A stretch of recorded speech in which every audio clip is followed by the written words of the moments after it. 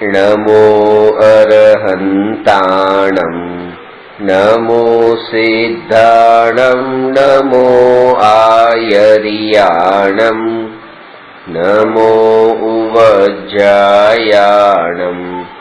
नमो लोये सव्वसाहुणम्।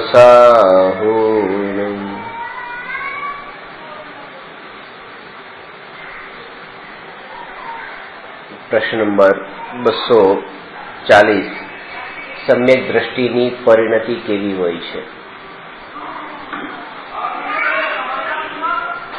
मोक्ष मार्ग में आत्माना बे गुणनी पर्याय पर विशेष जोर आप्युं छे।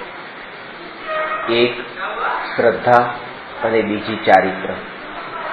कारण के जे गुणस्थाननी परिभाषा छे ए परिभाषा में बे गुणनी तारतम्यरूप अवस्था ने गुणस्थान कीधुं छे અને એમાં શ્રદ્ધા અને ચારિત્રનો સમાવેશ થાય છે, જ્ઞાનનો નહીં। કારણ કે જ્ઞાનની તારતમ્યતાને લીધે એટલે જ્ઞાનના વધઘટ થવાને લીધે ગુણસ્થાનમાં કોઈ ફરક પડતો નથી। જેમ કે કોઈને ક્ષયોક્ષમ જ્ઞાન ઘણું વધે તો એનું ગુણસ્થાન પહેલા ગુણસ્થાનથી ઉપર આવીને ચોથા ગુણસ્થાન આવે, પાંચમે આવે એવું નથી હોતું। અથવા જ્ઞાન ઘટી જાય તો એનું ગુણસ્થાન નીચે આવી જાય એવું પણ નથી। પણ શ્રદ્ધા અને ચારિત્ર ગુણની પર્યાય સાથે આ ગુણસ્થાનનો સંબંધ છે। શ્રદ્ધા અને ચારિત્ર ગુણ એના કારણે એમાં જ મલિનતા હોય છે, એમાં જ નિર્મળતા આવે છે। જ્ઞાનમાં ક્યારેય મલિનતા હોતી નથી। જ્ઞાન ત્રિકાળ નિર્મળ છે। જેમ આપણે વાત કરી કે મારામાં ક્રોધમાન માયાલોભના ભાવ છે, કશાય ભાવ છે, ને કશાય ભાવની ખબર તો પડે છે, તો એ ખબર ક્યાં પડી કે જ્ઞાનમાં પડી। એનો અર્થ એ થયો કે જ્ઞાનની નિર્મળતા અત્યારે પણ એવી જ છે કે વસ્તુને જાણી તો લે છે એટલે નિર્મળતામાં ક્યાંય ફરક નથી। એ તો જ્ઞાનમાં એ જાણે છે, જ્ઞાનમાં એ વસ્તુ જણાય છે જે પડેલી છે। તો જે હવે જણાય છે એમાં સુધારો નથી કરવાનો, સુધારો જે છે એમાં કરવાનો છે। એટલે જ્ઞાન તો દર્પણની જેમ છે અને શ્રદ્ધા અને ચારિત્ર ગુણની પર્યાયમાં જે વિકાર છે એ આપણા ચહેરા ઉપર લાગેલા દાગ બરાબર છે। હવે દર્પણને સાફ નથી કરવાનું, કારણ કે દર્પણ તો બરાબર જ છે, એ દાગને સાફ કરવાનો છે। એટલે એ રીતે જ્ઞાન ગુણની પર્યાયે તો શ્રદ્ધા અને ચારિત્રની મલિનતાને ખાલી જાણી છે, પણ એમાં મલિનતા નથી। મલિનતા જેમાં છે આ શ્રદ્ધા અને ચારિત્ર ગુણની પર્યાયમાં છે। એટલા માટે શ્રદ્ધા ગુણની પર્યાયને પ્રતીતિ કહે છે અને ચારિત્ર ગુણની પર્યાયને પરિણતિ કહેવાય છે। પ્રતીતિ જે છે એ પ્રતીતિ એક મૂળ કીધું છે અને પરિણતિને વૃક્ષની ઉપમા આપી છે। કારણ કે શ્રદ્ધાને મૂળ અને ચારિત્રને વૃક્ષ કીધું છે। ત્રણ વાત બતાવી છે કે શ્રદ્ધા એટલે સમ્યક દર્શન એ મૂળ છે, ચારિત્ર એ વૃક્ષ છે અને મોક્ષ એ ફળ છે। અને મૂળના બળ પર એ વૃક્ષ ટકે છે। એ વૃક્ષના મૂળ વૃક્ષ જેટલું બહાર છે એનાથી વધારે જમીનમાં બહાર અંદર બધે ફેલાયેલા છે। તો એવા જે મૂળના બળ પર જે વૃક્ષ ટક્યું એવી રીતે સમ્યક દર્શનના બળ પર ચારિત્ર ટકે છે। અને એટલા માટે કે આ જે ચારિત્ર જે છે એ ચારિત્ર આત્મજ્ઞાન વિના કેમ નથી હોતું દીક્ષા લીધા પછી પણ? કારણ કે માનો એક હાથમાં કંઈ વાગ્યું તો હવે ક્ષમતા ભાવ રાખે, પણ એ ક્ષમતા ભાવ કે બસ મને નથી થતું, પણ કોના બળ પર ક્ષમતા ભાવ રાખે? આશ્રય કોનો હોય? આજે આપણે કોઈ પણ શબ્દ બોલતા હોઈએ છીએ, કંઈ પણ કહેતા હોઈએ, વાત કરતા હોઈએ ત્યારે આપણા અંદર પ્રતીતિમાં માન્યતામાં કંઈક ને કંઈક પોતે આશ્રય હોય છે કે હું આ છું। જે છોકરી પહેલા બીજાની ગાડીમાં ધોતી હતી, બીજાની ગાડીને પોતું મારતી હતી, સાફ સફાઈ કરતી હતી, કચરા પોતા કરતી હતી, પણ કોઈ એવા કરોડપતિ સાથે એને લગ્ન થયા એના ભાગ્યથી અને પછી એની ભાષા બદલાઈ ગઈ। પહેલા પોતે આ રીતે કામ કરતી હતી, હવે એમ કહે છે ચલો ડ્રાઈવર ગાડી નીકાળો। તો આજે રોફથી જે બોલે છે એનું જે બોલવાનું, આનું જે આચરણ, આનું જે બિહેવિયર બદલાઈ ગયું એ કોના બળ પર? આ પ્રતીતિના બળ પર કે હવે હું કરોડપતિની પત્ની છું। આ બળ ઉપર હવે એની આ ચારિત્ર પલટાઈ ગયું। તો એ જ રીતે કે જ્યારે અહીંયા કંઈ પણ વાગે, કપાય, લોહી નીકળે અને એમાં ક્ષમતાભાવ રાખે, પણ કોના બળ પર ક્ષમતાભાવ રાખે? સમ્યક દ્રષ્ટિ એના બળ પર રાખે છે કે હું આત્મા છું, બસ એ બળ છે, અને એના બળ પર હવે અહીંયા જે થાય છે એની અસર નથી થતી. મિથ્યા દ્રષ્ટિને મુનિવ્રત ધારણ કરીને પણ આત્માનું બળ નથી, એટલા માટે થઈને એ ક્ષમતાભાવ ત્યાં રહી શકતો નથી, ચારિત્રનું પાલન થઈ શકતું નથી. ક્રિયાઓથી સહન કરી લેશે પણ જે ક્ષમતા ભાવ જે કીધું એ ભાવ નહીં હોય, કારણ કે બળ નથી શ્રદ્ધાનું. એટલે સમ્યક દર્શનને મૂળ, ચારિત્રને એ વૃક્ષ એ કમ્પેર કર્યું છે. અને એ બેમાં એ બતાવ્યું છે કે મૂળને દેખી શકાતું નથી, વૃક્ષ દેખી શકાય છે. એ રીતે તમારી શ્રદ્ધા કેવી છે આત્મ પ્રત્યે, ગુરુ પ્રત્યે, ધર્મ પ્રત્યે, દેવશાસ્ત્ર ગુરુ પ્રત્યે, એ નહીં દેખાય, પણ ચારિત્ર દેખાશે. એટલે 12માં છે ચારિત્રમાં ફરક હોય. આમ એટલે શ્રદ્ધા 50% હોય તો ચારિત્રમાં 50% આવે એવું નક્કી ના. શ્રદ્ધા 100% હોય પછી જ ચારિત્રમાં અંશે અંશે આવે, પણ એના પહેલા તો ચારિત્રમાં 1% પણ ન આવે, જ્યાં સુધી શ્રદ્ધા પરિપૂર્ણ ન હોય. અને શ્રદ્ધામાં એવું હોતું નથી જેવું ચારિત્રમાં હોય છે. શ્રદ્ધામાં થોડી 10% શ્રદ્ધા થઈ છે ને 20% શ્રદ્ધા થઈ, હવે બસ 80% શ્રદ્ધા બાકી છે, એવું નથી હોતું. પ્રતિથી 100% હોય છે. કાં તો એ હોય કે શ્રદ્ધા બિલકુલ નથી, અથવા તો એમ હોય કે પૂરેપૂરી શ્રદ્ધા છે. બીજી બાજુ ચારિત્રમાં ક્રમ છે કે 25% પરિણતિ નિર્મળ હોય, પછી 50% નિર્મળ હોય, 75% નિર્મળ હોય. એમાં ક્રમ છે, પર્સન્ટેજ હોઈ શકે. કારણ કે એમાં જે કારણભૂત છે એમાં અનંતાનુબંધી કશાય એ પોતાનું કામ કરે છે, અપ્રત્યાખ્યાનાવરણી કશાય પોતાનું કામ કરે છે, પ્રત્યાખ્યાનાવરણ કશાય પોતાનું, અને સંજોલન કશાય પોતાનું.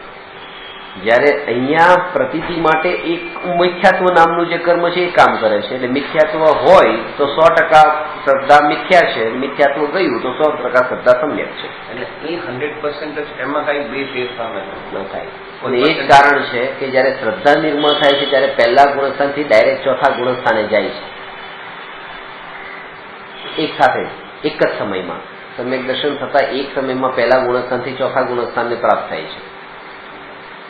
પણ હજુ ત્યાં અનંતાનુબંધી કશાયનો અભાવ થયો, એટલે એક કશાય ચોકડીનો અભાવ થયો, હજી 3 કશાય ચોકડી બાકી છે ચોથા ગુણસ્થાને. હવે 5મા ગુણસ્થાને બીજા એક કશાય ચોકડીનો અભાવ થયો, એટલે 2 કશાય ચોકડીનો અભાવ થયો, પણ હજી 2 બાકી છે. બીજા કયાનો કયા? અપ્રત્યાખ્યાના વર્ગનો. એટલે જે અણુવ્રતાદી ધારણ કરવા માટે જે બાધક બનવા વાળો કશાય હતો એ કશાય હવે ત્યાં ન રહ્યો. અણુવ્રત મહાવ્રતની તો એક સાથે એવી તાકાત નથી, પણ અણુવ્રત ધારણ કરી શકે. અણુવ્રત એટલે શ્રાવકોના વ્રત. જે ના ના ના રાત્રિ ભોજન વાળા એ એક જ અણુવ્રતમાં નથી આવતા. અણુવ્રતના અંદર 5મા ગુણસ્થાનમાં જે જ્ઞાની શ્રાવકના 12 વ્રત હોય છે, એમાં 5 તો અણુવ્રત હોય છે, 3 ગુણવ્રત હોય છે, અને 4 શિક્ષા વ્રત હોય છે. એને 12 વ્રત કહેવાય છે. 12 વ્રત ઉપર તો બહુ જ આવે ચર્ચા. આ 12 વ્રતનું પાલન કરવાની ચોથા ગુણસ્થાનમાં જે પરિણતિ નિર્મળ નથી હોતી, 5મા ગુણસ્થાનમાં એટલી નિર્મળ થઈ. છઠ્ઠા ગુણસ્થાનમાં અને 7મા ગુણસ્થાનમાં પરિણતિ એવી નિર્મળ થઈ કે હવે મહાવ્રતાદી અંગીકાર કરે છે, એનાથી પણ વધારે. અને પછી 12મા ગુણસ્થાને સંજલન કશાય ચોકડીનો પણ પૂરો અભાવ થાય છે, ત્યારે પૂર્ણ વિતરાગી થાય છે. સમ્યક દ્રષ્ટિ આપણે શ્રદ્ધામાં વૃદ્ધિ નહીં થાય ને પછી નહીં થાય. એ પતી ગયું કામ, એનું કાર્ય થોડું કમ્પ્લીટ થઈ ગયું.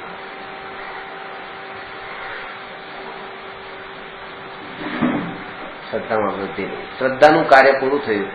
એક વાત એ જ સમજવા જેવી છે કે એ જે 100% શ્રદ્ધા છે એ શ્રદ્ધાના બળ પર જ હવે આ ધીરે ધીરે ધીરે ધીરે વૃદ્ધિ થાય છે.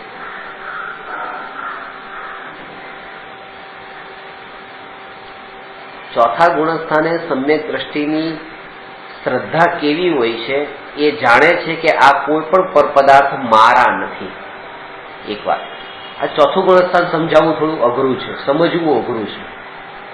એટલા માટે કારણ કે 6ઠ્ઠા 7મા ગુણસ્થાનમાં તો સમજાઈ જાય છે કે સાધુ છે, જે કાંઈ પણ જગતમાં પર પદાર્થો છે એને પોતાના માનતા નથી અને પોતાની પાસે રાખ્યા નહીં, છોડી દીધા.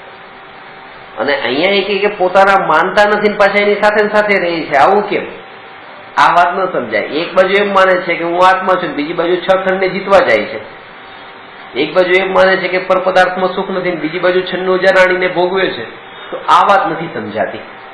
પેલી વાત તો સમજાઈ જાય છે કે સંસારમાં સુખ નથી, સંસારને ભોગવતા પણ નથી. બરાબર છે.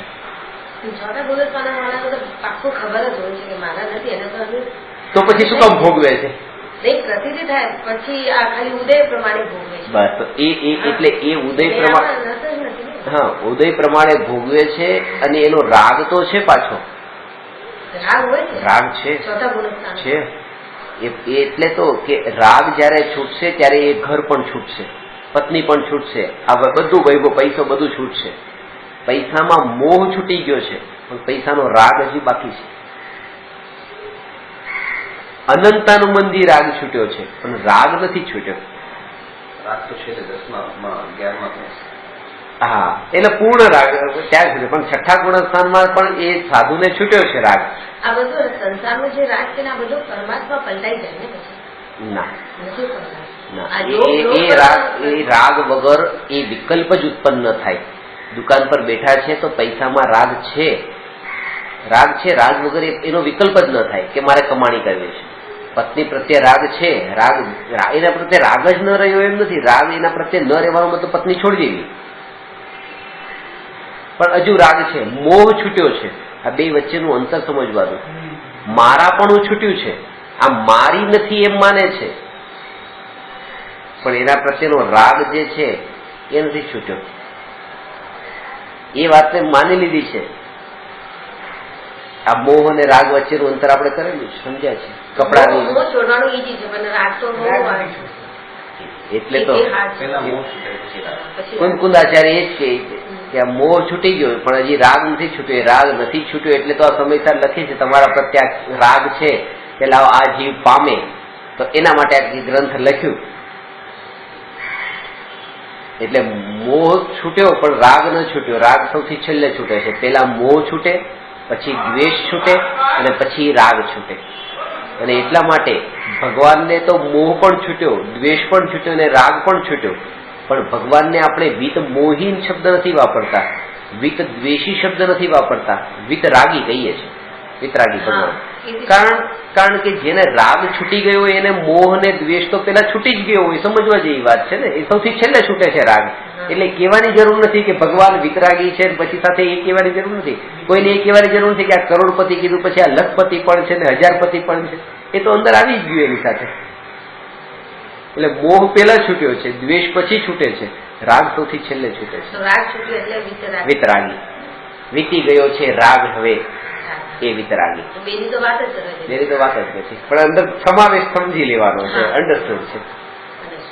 અને આ વાત એ છે કે શ્રદ્ધામાં મારાપણું માનતા નથી ને ચારિત્ર વિપરીત થાય, આવું બની શકે. મારું પણ નથી માનતા, પણ ચારિત્ર ઉલટું છે એ નથી. ચારિત્રમાં પાછું એની સાથે રહે છે, એને ભેગું કરે છે, ઘરમાં લાવે છે, મૂકે છે, એ બધું. જેમ કે અત્યારે હું અમારો હાથ લઈને તમે તમારી આંખ પાસે આમ લાવું અને તમે આમ પલક બંધ કરી દીધી, પછી પાછું બીજી વાર આમ કરું તો પલક બંધ કરી દીધી. એ વખતે તમને વિશ્વાસ તો છે જ કે અમારી આંખ નહીં ફોડી નાખે. શ્રદ્ધા તમારી પાકી છે કે આંખ નહીં ફોડે, કારણ કે ખબર છે કે મારી ફોડશે તેમની પણ બે રાખવાની છે ને પછી.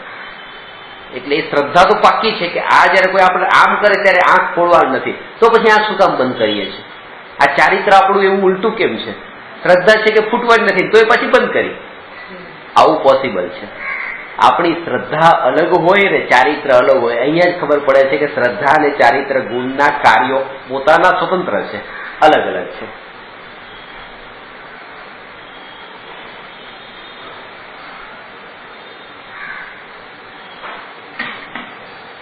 શ્રદ્ધા તો જે વસ્તુની હોય એ હોય, પછી હેબિટ તો પડી જાય છે. એ શ્રદ્ધા એ કે જે દ્રઢ થઈ ગઈ. શ્રદ્ધા હોય તો એ જીવને ચારિત્રમાં આવવાનું આદેશ આપે છે કે તું ચારિત્રમાં આવ ભાઈ. તો ચારિત્ર આવવાની ટ્રાય કરતા એ જ કે શ્રદ્ધામાં શ્રદ્ધા પહેલા તો અત્યારે શ્રદ્ધા દ્રઢ કરવા માટે ચારિત્રને ગૌણ રાખો. કારણ કે ચારિત્રને જો પેલા જે આગળ રાખશો ને તો શું થશે કે ચારિત્રમાં પૂરા કેરફુલ રહેવામાં તે શ્રદ્ધાની જે દ્રઢ એ નહીં રહી. એટલે કે અત્યારે એમ કે મારે મારી શ્રદ્ધાને દ્રઢ કરવા માટે મેં ગુરુના ઉપદેશને સાંભળવા જાઉં છું અને એ ઉપદેશને સાંભળીને મારી શ્રદ્ધાને દ્રઢ કરું છું, પણ મેં એના પહેલા તે ચારિત્ર લઈ લીધું. એવું ચારિત્ર લઈ લીધું કે હું પૂર્વ દિશામાં 1.5 કિલોમીટરની આગળ જઈશ જ નહીં, પશ્ચિમમાં એક આ વ્રત લઈ લીધા બધા. આ ચારિત્ર જ છે. મર્યાદામાં પોતાને બાંધી દીધો કે હું બિલ્ડિંગની નીચે ઉતરું જ નહીં, હું આ ન કરું, હું આ ન કરું. આ બધું ચારિત્રમાં પોતાને બાંધ્યો, ચારિત્રથી બાંધ્યો. અને ચારિત્રથી બાંધી લીધા પછી શું થયું કે પ્રવચનો તું 1 કિલોમીટર દૂર ને બાંધ્યો તો 1.5 કિલોમીટરના અંતરે. એનો મતલબ એ કે શ્રદ્ધા જ્યાં બળવાન થવાની હતી એ નિમિત્તોથી આ દૂર ભાગી ગયો. એટલે પહેલેથી જો ચારિત્ર પલટી નાખે છે એટલે અંદરના મિથ્યાત્વની ગાંઠ છૂટવી જોઈએ. એક વ્યક્તિનું અત્યારે શ્રદ્ધા જે ક્રમે આપણે જે સ્થિતિમાં છીએ એ સ્થિતિમાં એનું જોર આપો. એક વ્યક્તિનું ઓપરેશન થઈ રહ્યું છે, ત્યાં સ્ટ્રેચર પર લઈ ગયા, ત્યાં ઓપરેશન થિયેટરમાં એને રાખ્યા છે અને દર્દીના કપડાં પહેરાવી દીધા છે અને કપડામાં એનું ઓપરેશન ડોક્ટર કરવા જતા હતા ત્યાં એને દ્રષ્ટિ કપડા ઉપર ગઈ, ખબર પડી કે હું બીમાર છું, કેન્સરની ગાંઠ થઈ રહી છે. તરત જ એ કપડાથી એને લાગ્યું કે આ કપડા બસ આ બીમારીના સૂચક છે, આ જ બીમારી છે. કપડા દર્દીના છે, એને એ જ દર્દ લાગે છે, દર્દીના કપડા દર્દ લાગ્યા. એ એનાથી સહન ન થયું, ફટાફટ ત્યાંથી ઉભો થયો, પોતાના ઘરે આવી ગયો, સૂટ બૂટ ને ટાઈ પહેરીને વ્યવસ્થિત થઈ ગયો, બસ હવે હું પરફેક્ટ છું. પલટો આવી ગયો, કપડાથી ચારિત્ર બદલાઈ ગયું એનું બહારનું. દર્દીનું ચારિત્ર નથી, હવે એક વ્યવસ્થિત સ્વસ્થ વ્યક્તિનું ચારિત્ર આવી ગયું. પણ આ ચારિત્ર પલટાઈ જવાથી એની બીમારી જડમૂળથી ટળી નહીં, ઉલટું હજી એ કપડામાં જો રહી ગયો હોત તો ચાન્સ હતા કે એ અંદરની જે બીમારી છે જાત, અને આ કપડા તો છૂટી જ જાય, ઓપરેશન થઈ ગયા પછી અમે છૂટવાના હતા. આની ઉતાવળ એટલી નથી કરવાની જેટલી અંદરના ઓપરેશનની ઉતાવળ કરવાની હતી. આ મિથ્યાત્વના ઓપરેશનને છોડવા માટે એનું ઓપરેશન કરવાનું છે. એ ગાંઠ છે, એ કેન્સરની ગાંઠ છે, અને આ તો કપડા છે. બહારમાં તો સાધુ ચારિત્ર તો એ કપડા બરાબર છે. આપણે એને એટલું મહત્વ આપી દીધું છે કે જો આ ગ્રહસ્થ છે, આ ગ્રહસ્થ છે, આ ગ્રહસ્થ છે, આ તો સાધુ છે, આ મહારાજ સાહેબ છે, એને એટલું મહત્વ નથી આપવાનું. આ જીવને તત્વની શ્રદ્ધા કેટલી છે, અને કૃપાળુદેવનું પ્રત્યક્ષ દ્રષ્ટાંત છે કે આ વાત ઉપર એટલું જોર નથી આપ્યું. ભાવના ભાવી કે અપૂર્વ અવસર એવો ક્યારે આવશે, અપૂર્વ અવસર એવો ક્યારે આવશે ભાવના ભાવી. પણ એ ભાવના પણ ત્યારે ભાવી કે જયારે એ દશામાં આવ્યા, સમ્યક દર્શન પછી. તો આપણને આ પુસ્તક વાંચતા, એનું વાંચન કરતા, એનું રટન કરતા એટલો મજો આવી જાય કે પૂછવાનું કામ. એ કશાયની મંદતા આમાં બેનશ્રીબેને કીધું છે, આમાં અટકીશ નહીં, આમાં અટકીશ નહીં, કારણ કે આમાં આ રૂંધાયેલો કશાય છે. આ થોડી વાર માટે એમ લાગે કે આ ભાવુકતા છે, અને એ ભાવુકતામાં અહીંયા સુધી તમે કોઈ બીજા એવા ભાવુકતામાં આનંદ આવી ગયો, બસ એથી વધારે કઈ નહીં ને. આ આનંદ એટલી હદે પહોંચી જાય કે એ દીક્ષા લઈ લે કે બસ સંસારમાં સુખ નથી, આમાં જ સુખ છે, અને 2-4 વર્ષે દીક્ષા છૂટી પડી જાય. પછી ક્રિયાથી ન છૂટે પણ ભાવોથી તો છૂટી પણ ગઈ હોય, કારણ કે એ એટલે જ એ કીધું છે કે આમાં ભાવુકતાને સમજવી અને સમજણ અન્ડરસ્ટેન્ડિંગથી છે કે આ ભાવુકતા છે, બેને જાણવી. જયારે તમને ખબર પડી ખરેખર આ સંસારમાં સુખ નથી, સંસારમાં સુખ નથી, એ સંસારમાં સુખ એવી વાત નથી આવતી. આ આવે છે કે આ દશા લેવાની વાત આવે છે, એક પરમાણુ માત્રની મને સ્પર્શ. હા, તો એ પરમાણુ માત્રની સ્પર્શના નથી, એ દશા મને ક્યારે આવે, પણ એ પરમાણુ મારો નથી પેલા એ શ્રદ્ધા કરવાની છે. પછી ચારિત્રમાં તો ક્યારે સ્પર્શના ન થાય એ પછીની વાત છે. સંપૂર્ણ શ્રદ્ધા એટલે નહીં તો વધારે દુઃખી થવાનું થશે. કેમ ખબર છે કે જે વસ્તુમાં શ્રદ્ધાથી તમે એને મારી માની હોય અને હવે એનો મને સંગ ન રહે એવી ભાવના જો ભાવું તો એ સંગ જયારે નહીં રહે ને ત્યારે સુખ નહીં હોય, ત્યારે દુઃખ હશે. આ વસ્તુ હું શ્રદ્ધામાં એ માનું છું કે આ મારી છે અને મેં એને છોડી દીધી. હજી માન્યતામાં નહીં છોડી, પણ ચારિત્રમાં છોડી દીધી. તો જે વસ્તુમાં મારાપણું હોય ને એ વસ્તુ છૂટી પડતી હોય એ દુઃખ જ હોય. કોઈ વસ્તુ ટેક્સીમાં છૂટી જાય, એમાં મારાપણું તો છે ને વસ્તુ છૂટી ગઈ છે તો દુઃખ જ થાય છે. આનંદ નથી પ્રગટ થતો, ચલો ગઈ તો ભલે ગઈ. અહીંયા બે અંદરની જ દશા છે. શ્રદ્ધા પણ અંદરની દશા છે, ચારિત્ર પણ અંદરની દશા છે. પણ શ્રદ્ધા પેલા પલટાવી જોઈએ પછી ચારિત્ર પલટાય. વાત એ છે. આપણી એ પણ એક ભૂલ છે કે જયારે ચારિત્રનું નામ લઉં ત્યારે આપણે ક્રિયા ઉપર જ આવીએ છીએ. ચારિત્રનો અર્થ ક્રિયા નથી. ચારિત્રનો અર્થ એ પદાર્થ સંબંધી રાગાદી ભાવ, એ ચારિત્ર. અંદરનું આચરણ. હા, અંતરનું આચરણ જે છે એ પરિણતિ. પ્રશ્ન પણ એ જ છે કે સમ્યક દ્રષ્ટિની પરિણતિ કેવી હોય છે? સમ્યક દ્રષ્ટિની પરિણતિ કેવી હોય છે? એક કષાય ચોકડીના અભાવ પૂર્વક સ્વરૂપાચરણ ચારિત્ર રૂપ સમ્યક દ્રષ્ટિની પરિણતિ હોય છે. આ અસ્થિની વાત કરી કે આટલી તો પ્યોરિટી છે. ફરીથી અનંતાનુબંધી કષાયના અભાવ રૂપ સ્વરૂપાચરણ ચારિત્ર યુક્ત સમ્યક દ્રષ્ટિની પરિણતિ નિર્મળ હોય છે. આ તો શુદ્ધતાની વાત છે. પેલા તો અનંતાનુબંધી કષાય કોને કહેવાય? અનંત સંસાર વધારે એનું નામ અનંતાનુબંધી કષાય. બરાબર છે. પણ જે સમ્યક દ્રષ્ટિને સમ્યક દર્શન થયું એના 5 મિનિટ પહેલાની વાત કરીએ ત્યારે અનંતાનુબંધી કષાય હતો કે નહોતો? પણ અનંત સંસાર વધ્યો નહીં વધ્યો? એટલે આ ડેફિનેશન એટલી પ્રોપર નથી લાગતી, એટલી પરફેક્ટ ફિટ નથી થતી કે એ વખતે અત્યારે સમ્યક દર્શન થયું 5 મિનિટ પહેલા પણ અનંતાનુબંધી તો હતો, હવે નથી. 5 મિનિટ પહેલા હતો પણ અનંત સંસાર વધારવા વાળો આ કષાય છે, પણ એ કષાય અનંત સંસાર નહીં વધાર્યો, 5 મિનિટ પછી થયું. એની પ્રોપર ડેફિનેશન તમને બતાવું, સમજવા જેવી છે કે એકના પ્રત્યે રાગ, બીજાના પ્રત્યે દ્વેષ, પાછો રાગ પાછો દ્વેષ, કનેક્ટેડ જે કષાય છે ને, જેમ કે એ વાત કરે છે ને કે પોતાની ગાડી પ્રત્યે રાગ, એ ગાડીને કોઈ ઠોકી તો એ પાછળ વાળા ઉપર દ્વેષ, તો એ વ્યક્તિ સાથે મારે કોઈ મતલબ નતો, મેં એનો ચહેરો પણ નથી જોયો, પણ એના ઉપર દ્વેષ થયો. એ દ્વેષનું કારણ એ છે કે આના પ્રત્યે રાગ છે. એકના કારણે રાગ હોય, પછી બીજાના કારણે બીજા પ્રત્યે દ્વેષ, બીજા પ્રત્યે દ્વેષ હોય, એના કારણે કોઈ પાછા પ્રત્યે રાગ, પાછો દ્વેષ, રાગ દ્વેષ, આવી પરંપરા જે હોય ને એ કનેક્ટેડ કષાય આવા આપણને થતા હોય છે. એ કનેક્ટેડ કષાયનું નામ છે અનંતાનુબંધી નહીં, એ કનેક્ટેડ કષાયનું નામ છે અનુબંધી કષાય. અનુબંધ, લિંક વાળો.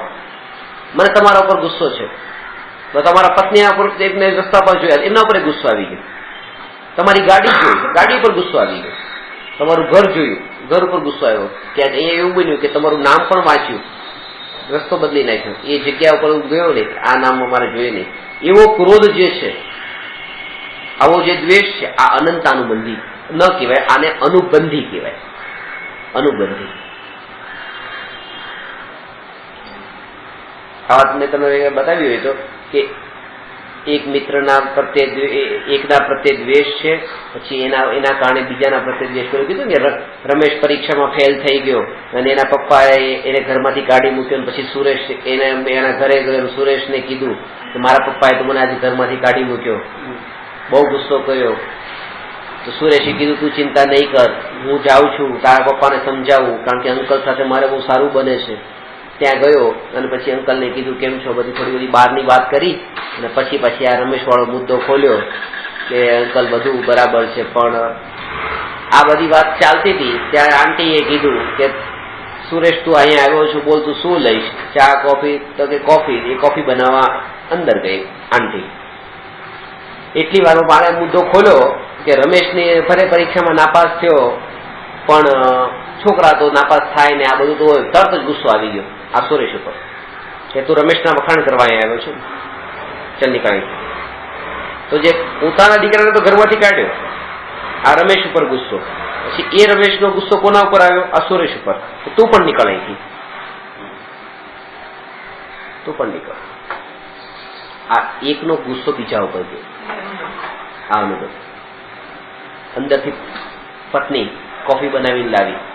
એ ક્યાં ગયો? સુરેશ આવ્યો હતો ને રમેશનો મિત્ર, કે આવ્યો હતો પણ એ આના માટે નતો આવ્યો, મળવાનો તો આવ્યો, એ રમેશના વખાણ કરવા માટે આવ્યો હતો, એને માફ કરી દો ને એ બધી એની તારીફ કરવા, એની સિફારિશ કરવા આવ્યો હતો. તો તમને કઈ ખબર પડે છે? પત્નીએ કીધું કે આપણા છોકરા ઉપર આપણો અધિકાર, આપણે ગમે એ કરીએ, ઘરથી ભગાડી મૂક્યા, પારકા છોકરાને આપણે શું કામ ભગાડવો જોઈએ? આપણા ઘર આવ્યો તો જવાનો હતો, શા માટે તમારે આવું કરવું જોઈએ? તો પત્નીને કીધું તું સુરેશના વખાણ કરે છે, ચલ તું નીકળા ઘરમાંથી બહાર. તો રમેશનો ક્રોધ સુરેશ ઉપર, સુરેશનો ક્રોધ પત્ની ઉપર, કોઈ એનું નામ લે બસ એના ઉપર ક્રોધ.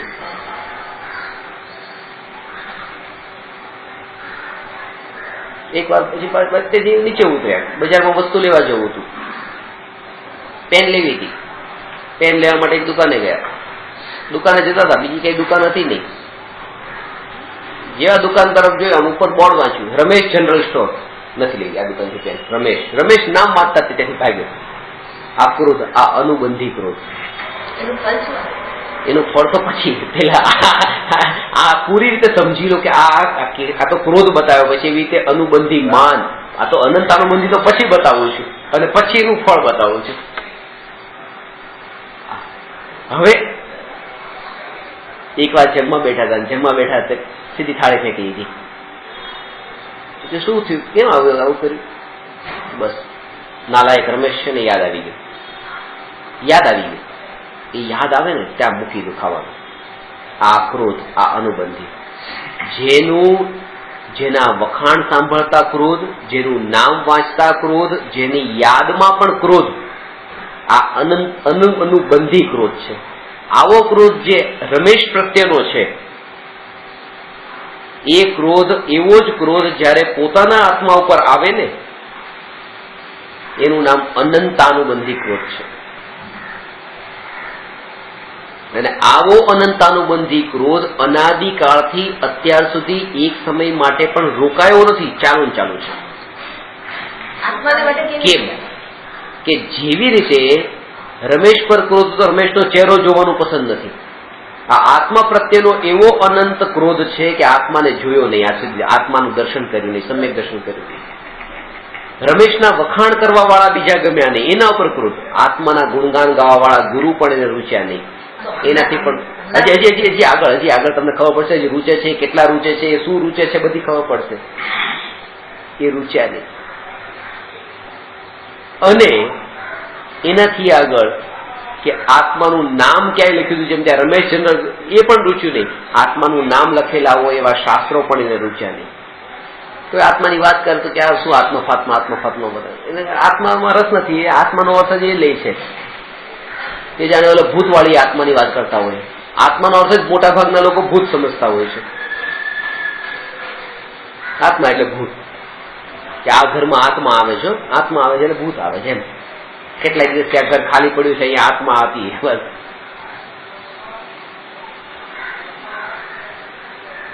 તો એ આત્મા પ્રત્યેનો આવો આત્મા યાદ પણ આવે ને તો એને રસ નથી પડતો કે આ ક્યાં યાદ આવ્યો. કારણ કે ભોગોના કાળે જો આત્મા યાદ આવી જાય તો એમ લાગે અરે આને અત્યારે ક્યાં યાદ કરવાના, અત્યારે તો ભોગ ભોગવવાના હતા. એ પણ ગમતું નથી. આ આત્મા પ્રત્યેની આવી અરુચિ જે અત્યારે પડેલી છે, આ અનંતાનુબંધી ક્રોધ છે. અને આવો ક્રોધ હવે તમે કહેશો કે આપણે નથી, પણ નથી એમ નહીં, મંદ પડ્યો છે. એને અનંતાનુબંધી કશાયની મંદતા કહેવાય. અને એ બરાબર છે. આવો કશાય મંદ જ્યાં સુધી ન થાય ત્યાં સુધી અભાવ ક્યારેય ન થાય, જડમૂળથી ન જાય. આ કશાય રૂચે છે, આપણને આત્મા રૂચે છે, પણ આત્માનું નામ જેટલું રૂચે છે એના કરતા પોતાનું નામ વધારે રૂચે છે. હું આત્મા બહુ ગુણવાળો છે, આત્મા બહુ ગુણવાન છે, આત્માથી મહાન બીજું કોઈ નથી. અને હું એમ કહું કે ખરેખર હું આટલા લોકોને આ દુનિયામાં મળ્યો છું, પણ તમારા જેવા એટલા સરળ પરિણામી જીવ બીજા કોઈ મેં જોયા નથી. રવિભાઈ છે. આ એક કીધું ગુણગાન પેલા આત્માના પણ ગાયા એક વાક્યમાં, પણ એમાં એટલી અસર નથી થઈ જેટલી રવિભાઈ જેવો મહાન કોઈ નથી એ વાક્યમાં અસર થઈ. કારણ કે આત્માના ગુણગાન કરતા શરીરના ગુણગાનમાં હજી વધારે રસ છે. હજુ અનંતાનુબંધી ટળ્યો નથી, ખાલી મંદ પડ્યો છે. ટળવાનો મતલબ એ કે હવે એ મહિમા આત્માની એવી આવે કે એના ગુણગાન સાંભળતા અંદર આનંદ આવે કે આ મારા વખાણ થઈ રહ્યા છે. મારા વખાણ થઈ રહ્યા છે. અને એ વખતે એવું નથી પાછું વખાણ બંધ થઈ જાય તો પાછો હું મહાન ન રહ્યો. ત્યાં પણ એમ છે કે હું મહાન આ વખાણથી નથી, પાછો છું એટલે મહાન છું એટલે છું. એમાં કોઈની અપેક્ષા નથી પાછી કે તમે મને 2 વાક્ય કહો કે સર તમે બહુ સારા છો એટલે હું મહાન છું, એમ નહીં. એ ન કહો કે કહો જે છું એ હું છું, બસ એ માન દ્રઢ થઈ જાય છે. દ્રઢ થઈ જાય છે પાછું. તો આ જે અનંતાનુબંધી કશાય છે એવો અનંતાનુબંધી માન, અનંતાનુબંધી માયા, અનંતાનુબંધી લોભ, આવા ભાવ હોય તો આ પછી જલ્દી જયારે સમ્યક તો થઈ ગયું, આ તો છૂટી જવાનું. બસ સમ્યક દર્શન જે પળે પ્રગટ થાય છે એ જ પળે આ અનંતાનુબંધી ક્રોધમાન માયા લોભ છૂટી જાય છે. એ જ સમયે, એમાં સમય ભેદ નથી હોતો. અનંતાનુબંધી વાળા જ ખાલી કીધા છે. બાકીના 3 કશાય છોકરી જે છે અનંતાનુબંધી ક્રોધમાન માયા લોભ ત્યાં છૂટ્યા. એની પેલા મન પડેલા હોય ને, એની પેલા કેવો હજી બધું બાકી છે. આ તો પ્રશ્ન ચાલશે સમ્યક દ્રષ્ટિની પરિણતિ કેવી હોય છે. આ તો પેલા એ અનંતાનુબંધી કશાય બતાવ્યો, એનું આ સ્વરૂપ છે. હવે આવો અનંતાનુબંધી કશાય આપણા અંદર પણ એ જે માનનો ભાવ, અનંતાનુબંધી માનનો ભાવ હોય કે પોતે એટલા ધનવાન નથી, પોતાની પાસે ધન નથી એટલે ધનનું અમાન અહંકાર પોતાનું નથી, પણ પોતાનો મિત્ર એ કોઈ એવો છે જે ધનવાન છે, આપણને એનો અહંકાર છે. એ મારી પાસે આવા ફ્રેન્ડ છે આટલા મોટા મોટા, તો એનું માન આપણે પોષતા હોઈએ. પોતે રૂપવાળા નથી પણ પત્ની રૂપવાળી છે, હું આવી રૂપવાળી પત્નીનો પતિ છું, એનું અહંકાર કનેક્ટેડ ક્યાં દૂર દૂર સુધી જઈએ છે. પોતે પરીક્ષામાં દર વખતે ફેલ થતા હતા પણ છોકરો પાસ થાય છે 1લા નંબરે, તો એનો અહંકાર છે જો મારો છોકરો છે. આ જે લિંક વાળો જે ભાવ છે ને કે આ અનંતાનુબંધી માન, આવી રીતે માયા દૂર દૂર સુધી પહોંચે, જ્યાં કોઈ કનેક્શન ન હોય ત્યાં માયા કરવા જાય. મળવાનું એને કઈ ન હોય, એક એની હેબિટ બની ગઈ હોય.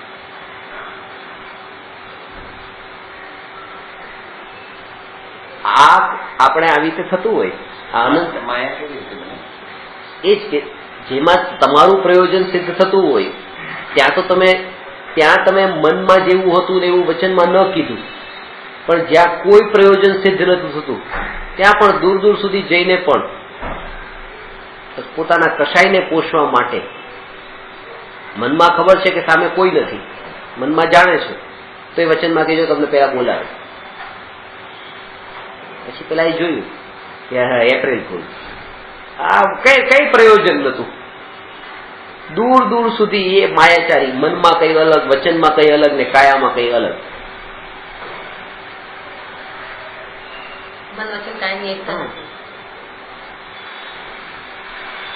અંદરમાં એમ માને છે કે ખરેખર સંસારમાં જ સુખ છે,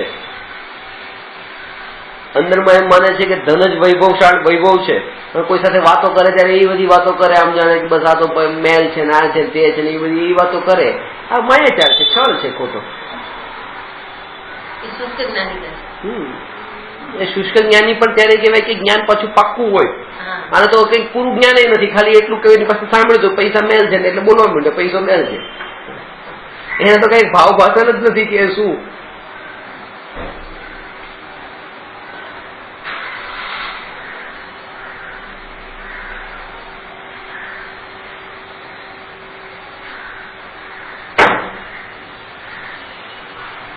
પોતાની પાસે જે વસ્તુ છે એમાં તો લોભ છે, દૂર દૂર સુધીમાં પણ લોભ કનેક્ટેડ. મને આ વસ્તુ મારી પાસે છે આમાં તો લોભ છે, પણ તમારી પાસે કોઈ ફોન જોયો, અરે આવો ફોન મારે પણ જોઈએ, આ મારે પણ જોઈએ, આ મારે પણ જોઈએ, દૂર દૂર સુધી આ લોભ, અવૃત્તિ. અને ત્યાં એ જ બતાવે છે કે એ દ્રષ્ટિ પર તરફ ગઈ ત્યાં એ લોભ ઉભો થયો, ત્યાં જ દુઃખી થયો. એક મારા વિદ્યાર્થી છે પેડર રોડ ઉપર, એક રૂમમાં અમે સ્વાધ્યાય કરીએ અને ત્યાંથી બાજુમાં જ તે મુકેશ અંબાણીનું બિલ્ડિંગ દેખાય છે. હવે મને એમણે ચોખ્ખું કહી દીધું કે હવે અમારું એટલે એવો અહીંયા આનંદ નથી આવતો ખરેખર, કારણ કે આ જોઈએ છે ત્યારે એટલે અમારી જગ્યા બદલાઈ નાખી. કારણ કે અમે જે પહેલા તમારી સામે જે બેસતા એમાં અમને ભાવ હતો જો અમે આમ શેઠિયા છીએ, પણ હવે અહીંયા અમારા શેઠિયા જેવું રહ્યું નહીં, કારણ કે આ મોટો શેઠિયો બાજુમાં ઉભું રહી ગયું. બીજા રૂપમાં આપણે કહીએ છીએ કે આમનો જો આ ભાવ છે, આ ભાવને કેમ ટાળવા. દ્રષ્ટિ બીજા ઉપર ગઈ ત્યારે પોતાનું તો એનું એ જ છે, એમાં કઈ ઘટ્યું નથી, ઉલટું જ થોડું થોડું રોજ વધતું હશે, પણ તોય દુઃખ વધી ગયું, કારણ કે દ્રષ્ટિ પર ઉપર ગઈ. એની પાસે કેટલું છે. એટલે જ કહે છે તમારે ડોન્ટ કેર. બસ તમારી પાસે શું છે, તમારી પાસે શું છે, મારે શું લેવા દેવા.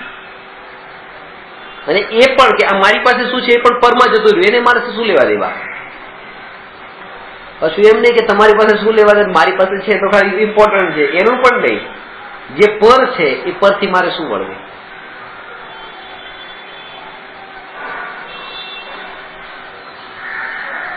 જયારે આ અનંતાનુબંધી કષાય ભાવ આપણામાં થાય ત્યારે રાગ ને દ્વેષ બંને રૂપે હોય. દ્વેષ રૂપે પણ કનેક્ટેડ હોય, રાગ રૂપે પણ કનેક્ટેડ હોય. એકનો ગુસ્સો બીજા ઉપર, બીજાનો ગુસ્સો ત્રીજા ઉપર, એવી રીતે આ પતિએ પત્નીને કીધું, માસ્તર હતા નિશાળમાં, પત્નીને કે ચાલ તું મને જમવાનું બનાવીને આપી દે, મારે નિશાળે જવું છે, જવાનો ટાઈમ થાય છે. પત્ની કે તમારે જવાનો ટાઈમ થાય, હું પૂજા કરીને આવીશ પછી જ હું નિશાળે જઈશ, પછી હું તમને જમવાનું બનાવીને આપીશ, મારે પૂજાનો ટાઈમ છે, કે મારે મોડું થાય છે. તો પતિએ કીધું એટલે પત્ની અંદર બનાવવા ગઈ. અને થોડી વાર પછી પતિ તો અંદર તૈયાર થયો હતો, ત્યાંથી તૈયાર થઈને બહાર આવ્યો, જોયું પત્ની કઈ દેખાણ નહીં, એને ખબર પડી કે આ તો જતી રહી છે પૂજા કરવા. ગુસ્સામાં નીકળી ગયો, નિશાળે જતો રહ્યો, નથી જમવું આજે, જવા દે, જમ્યા વગર જતો રહ્યો. પત્નીએ જમવાનું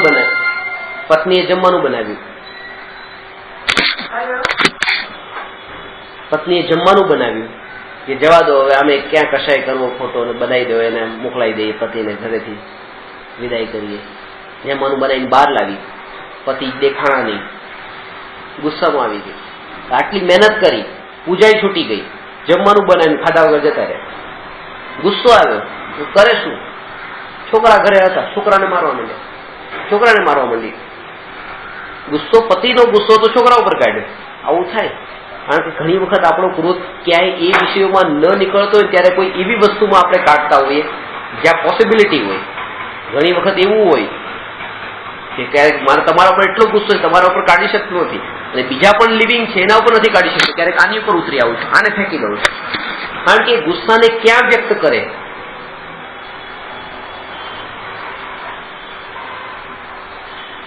આવી રીતે રાગમાં પણ હોય છે. હવે આ દ્વેષ થયો, છોકરાને મારવા માંડ્યો, એ ક્રોધ છે. ત્યાં પતિને પણ ક્રોધ છે, ખાધા વગર આવવું પડ્યું છે, નિશાળે ગયો છે ભણાવવા માટે, એ ગુસ્સો એટલો આવે છે. ત્યાં પણ પોતાના છોકરા નતા, પણ બીજાના છોકરા હતા, એને મારવા માંડ્યો. ગુસ્સો કાઢે તો ક્યાં તો કાઢે. નાની વાતમાં પછી આમ તમે કોઈ બહુ મોટી ભૂલ ક્યારે કરી બેઠા. આ તમે અનંતાનુબંધીની બતાવું છું દશા કેવી હોય. ક્યારેક તમે બહુ મોટી ભૂલ કરી અને મને તમને એ વખતે કોઈ ગુસ્સો ન આવ્યો, અને ક્યારેક નાની ભૂલ કરી અને ગુસ્સો આવ્યો. એનું કારણ એ છે કે આ લિંક એ વખતે મારી એવી તીવ્ર ગુસ્સાની ચાલતી હતી, એમાં તમે આવી ગયા લપેટમાં, કે નાની ભૂલમાં પણ મેં તમને મોટી પનિશમેન્ટ આપી દીધી. એ મોટી પનિશમેન્ટ એ બધી તમારી નથી, એ ધારા રૂપે મારી કોઈના ઉપર ચાલતી હતી ગુસ્સાવાળી, એ તમારા ઉપર ઢોળી દીધી. આવું થાય.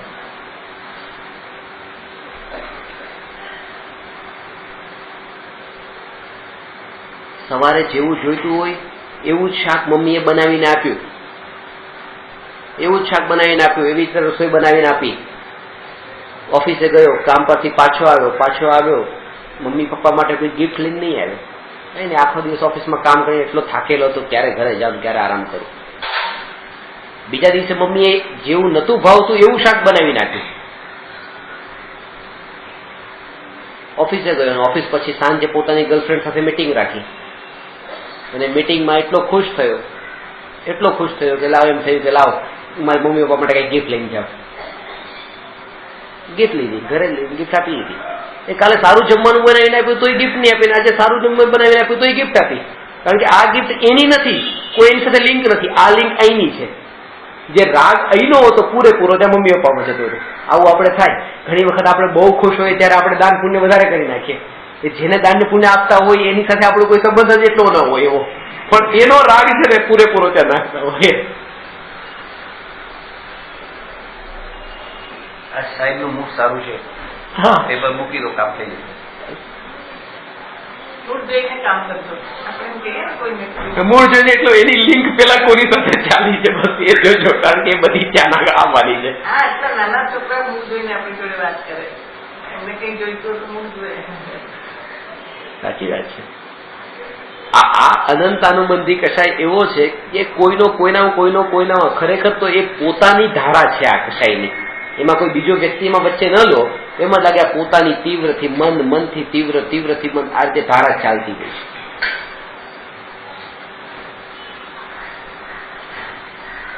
અને આનું ફળ શું છે? આનું ફળ એ છે અનંત દુઃખ. અનંતાનુબંધી કશાયનું ફળ અનંત દુઃખ છે. કારણ કે પેલામાં તો મર્યાદા હતી. સમ્યક દર્શન પ્રગટ થયા પછી રાગ હોય, પણ પત્નીમાં રાગ છે, પણ પછી સસરામાન આમાન તેમાં એ આના કારણે રાગ નથી. આ જે અત્યારે આપણને થાય ને કે માનો કે મને પૈસામાં રાગ છે, મને પૈસા આપ્યા, મને તમારામાં રાગ થયો, જેમ આના કારણે આનામાં પણ. પછી પૈસામાં રાગ હોય પણ પછી એની સ્થિતિ કનેક્ટેડ કોઈનામાં પણ આગળ ન હોય, એનું નામ અનંતાનુબંધી રાગ છૂટી ગયો. એટલી વસ્તુ પૂરતો જ હોય. એટલે જે વસ્તુમાં આપણને રાગ હોય છે એ રાગથી કનેક્ટેડ જે કોઈ હોય એ બધામાં પણ આપણને રાગ થાય છે. એ થયો, પણ જ્ઞાનીને એ નથી હોતો. જ્ઞાનીને ખાલી એ વસ્તુ પૂરતો હોય પણ એની આગળ કનેક્ટેડ ન હોય.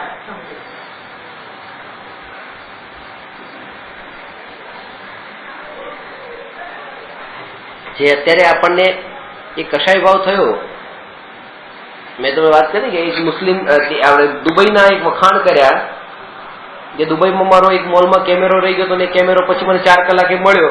તો એક ભાઈ મેં કીધું કે દુબઈમાં જો આવી રીતે 4 કલાકે પણ કેમેરો મને ત્યાંથી મળી ગયો દુકાન પરથી, અહીંયા મુંબઈમાં 1 મિનિટ પણ કોઈ વસ્તુ પડી હોય બીજી મિનિટ ત્યાં હોય નહીં. એટલે તરત જ ગુસ્સામાં આવી ગયા મને કે તમે કે મુસલમાનના દેશના વખાણ કરો છો, તમે જૈન છો કે મુસલમાન છો એમ. તો આ અનંતાનુબંધી એટલે કે તમે એ દેશને પણ કોઈ એવા જાતિ સાથે આ જોડવા વાળી જે વૃત્તિ છે ને એ જ અનંતાનુબંધી વૃત્તિઓ પડી છે. દરેકને સેપરેટ જો, તમે જુદા છો, તમે એને આ ખુરશી જુદી છે, તમે એને આ શરીર જુદા છે, એવી રીતે કરી કરીને બધાને જુદા જો જોવે તો એ રીતના કારણે બીજાને પછી કશાય ન થાય.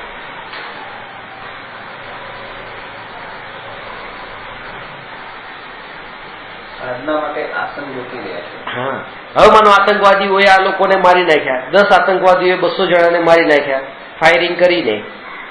આપણે એને જોડ્યા કે આ મરનારા અને મારનારાને જોડીએ છીએ, પણ ખાલી આને જ જો એકલે એક શું એના ઉદય નતા, જો ખાલી એટલું જ કે જો એના ઉદય નતા એ તરત સમાધાન થઈ જાય છે, નિમિત્ત નીકળી જાય છે. એટલે એની પણ પોતાની યોગ્યતા હતી ને.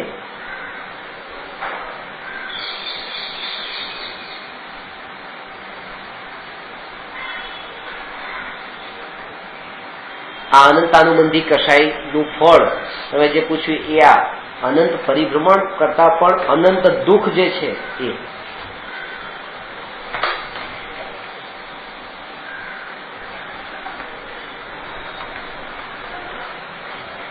એટલે અત્યારના લેવલમાં હવે બીજી વાત કે મિથ્યાત્વને છોડવાની સાથે સાથે અત્યારે જોર કશાય ઉપર પણ આપવાનું છે, ચારિત્ર પલટાવવાનું છે, પણ ચારિત્રમાં પલટો કયો લાવવાનો છે? આ પલટો કયો પલટો કે અનંતાનુબંધી કશાય વાળો જે ભાવ છે એ ભાવ છૂટે, એ અત્યારની ભૂમિકામાં ચારિત્રનો પલટો છે.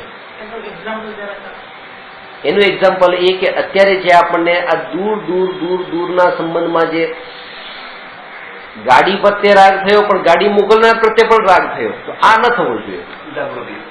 જાગૃતિ એ રાગ કેટલો આગળ સુધી આપણને થાય છે એની લિમિટ નથી રહેતી, લગામ નથી. આપણે સાધના કરવા બેઠા છે ત્યાંની જગ્યાનો રાગ, એટલે આ તો કનેક્ટેડ છે, જગ્યાનો રાગ તો નથી, પણ એનાથી મારી સાધના સારી થશે, એનાથી મને ડિસ્ટર્બ કોઈ નહીં કરે, તો આ લિંક કહેવાય. એમાં એટલું જ છે કે તમારો હવે એમાં કેટલો મોહનો ભાવ છે, જેટલો મોહ છૂટ્યો હશે ને, આ એ છે કે સુખ બુદ્ધિ એમાં છૂટી ગઈ હોય તો પછી એને અનંતાનુબંધી નહીં કહેવાય. ખાસ એ છે, એટલે કે તમે એમાં સુખ માની લીધું, પછી જગ્યામાં સુખ ન માન્યું. એ તમે માન્યું કે આથી મારી સાધના થાય છે, પણ આ જગ્યાને સુખરૂપ માની બેઠા છો કે નહીં? સાધનાને સુખરૂપ માન્યું ના, સાધનાને સુખરૂપ માન્યું, પણ આ જગ્યા સુખરૂપ નથી. કારણ કે આ જગ્યા સુખરૂપ હોત તો આ જગ્યા ઉપર બીજા કેટલાય જીવો છે, એના માટે આ સુખનું કારણ કેમ નથી બનતી? જે આપણે સિદ્ધ ક્ષેત્રમાં જઈએ કે કોઈ એવા પવિત્ર તીર્થ ક્ષેત્રમાં જઈએ તો આપણને મહિમા આવે છે કે પણ એ ક્ષેત્રનો પ્રભાવ છે, પણ એ ક્ષેત્રનો પ્રભાવ એ આપણા માટે છે, કારણ કે આપણે એમાંથી ગ્રાસ કરી શકીએ છીએ. બાકી કીડા મકોડા ત્યાં જન્મે ત્યાં જ મર્યા, એને શું ફરક પડે છે એ ક્ષેત્રથી? અરે એ ક્ષેત્ર સિદ્ધ ક્ષેત્ર છોડી દો, સિદ્ધ શિલા ઉપર જ અત્યારે અહીંયા તો પેલા હતા ને, અત્યારે તો ત્યાં છે, અને એ જ સ્થાન ઉપર ત્યાં સિદ્ધ શિલા પર નિગોદિયા જીવો પણ છે. શું ફરક પડે છે એ ક્ષેત્રનો? કઈ નહીં. એટલે બસ આપણે ગ્રહણ કરવાની શક્તિ કેટલી છે એના વાઇબ્રેશન આપણે કેટલા ગ્રહણ કરી શકીએ છીએ. મોહ નથી તો પછી અનંતાનું મંદિર. મોહ ન હોય ત્યાં સુખ બુદ્ધિ ન હોય, આ એક સિદ્ધાંત છે. જયારે તમે કોઈ વસ્તુ એમ કહો કે મને આમાં મોહ નથી, એનો મતલબ કે મને આમાં સુખ બુદ્ધિ નથી. આ ડેફિનેશન પરમાનન્ટ સમજી લેજો કોઈ પણ ફિલ્ડમાં. આમાં બીજો નહીં લાગે. કોઈ વસ્તુનો મોહ છૂટી ગયો છે એનો અર્થ એ થયો કે એ વસ્તુમાંથી સુખ બુદ્ધિ છૂટી ગઈ છે. આ જગ્યા ઉપર જયારે બેસે છે ત્યારે સુખ બુદ્ધિ તો છે કે અહીંયા મારી સાધના સારી થશે. એ જ અહીંયા સાધના સારી થશે એવી સુખ બુદ્ધિનો અર્થ કે તમે સુખ બુદ્ધિ સાધનામાં એ છે, તમે એ વસ્તુમાં તમને કોઈ નથી. વસ્તુમાં સુખ બુદ્ધિ નથી, પણ એનો પરિણામ સુખ બુદ્ધિ છે. પણ એ જ કે જેને મોહ છૂટી ગયો હોય છે ને એને આવો ભાવ નથી આવતો. ત્યાં આ નથી આવતો. મોહ છૂટી ગયો એટલે ચોથા ગુણસ્થાનમાં મિથ્યાત્વ એ છે, શ્રદ્ધા સંબંધી છે, અને શ્રદ્ધાનો અર્થ માનવું છે. આ તમને ખુલાસો કરી, માનવું બિલીફ. આપણી માન્યતા કેવા પ્રકારની છે એ છે. અને માન્યતા તો બિલકુલ 100% સાચી થઈ હોય કે જગતમાં કોઈ પદાર્થ સુખરૂપ નહીં ને કોઈ પદાર્થ દુઃખરૂપ નહીં. ત્યાં સમદ્રષ્ટિ એનું નામ છે. એ રાગ જ એ દશામાં જયારે આવે ત્યારે જ આપણને ખબર પડે કે એનો રાગ ખાલી હોય છે, પણ એ રાગ પણ એટલો તીવ્ર નથી હોતો. એ તીવ્ર રાગમાં શું થાય કે એ જમીનનો રાગ છે, પણ એ જમીનમાં એમ કીધું ને ઝાડનો રાગ છે, પણ ઝાડને કાપવા વાળા ઉપર પાછો દ્વેષ થઈ જાય છે. એવો રાગ નથી હોતો. રાગ છે, કોઈ ઝાડનો રાગ છે, કોઈ જગ્યાનો રાગ છે ને એ જગ્યા ગાડીનો રાગ છે, પણ ગાડીનો રાગ છે ને ગાડીને ટક્કર લાગી તો એના પર દ્વેષ થયો, એવો કશાય ભાવ, એવો રાગનો તીવ્ર ભાવ ગાડી પ્રત્યેનો જ્ઞાનીને નથી હોતો. તીવ્ર ભાવ નથી હોતો. બધો ગૌણ થઈ જાય, એના ઉપર ટન થઈ જાય તો એ બધું તીવ્રતા રહેતી જ નથી. કરવાની હોય તો પણ શક્તિ જ નથી. આ શક્તિ જ સાચી વાત છે.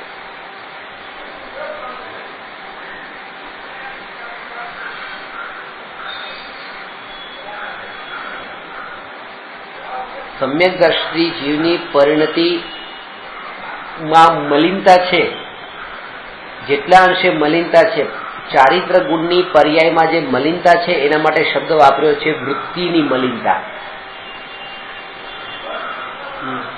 ચિત્તની મલિનતા. આપણા અંદરની વૃત્તિઓ જે પડી છે, અને વૃત્તિઓ નિમિત્તોમાં જવાથી ટળતી નથી કે નિમિત્તોથી દૂર જવાથી પણ ટળતી નથી. જેમ કે ભોજનમાં સુખ છે, ભોજન કરવાની જે વૃત્તિ છે એ ભોજન કરી લેવાથી ટળી નથી ગઈ. આના વચ્ચેનું મેં બે શબ્દોનું અંતર તમને બતાવ્યું હોય તો કે વૃત્તિ અને વિકલ્પ. વિકલ્પ એ વૃત્તિનું પ્રગટ સ્વરૂપ છે. જે અંદરના પડેલી વૃત્તિઓ છે એ પડેલી વૃત્તિઓનું પ્રગટ સ્વરૂપ એ વિકલ્પ છે. વૃત્તિની પર્યાય એનો એ વાતને બતાવે છે.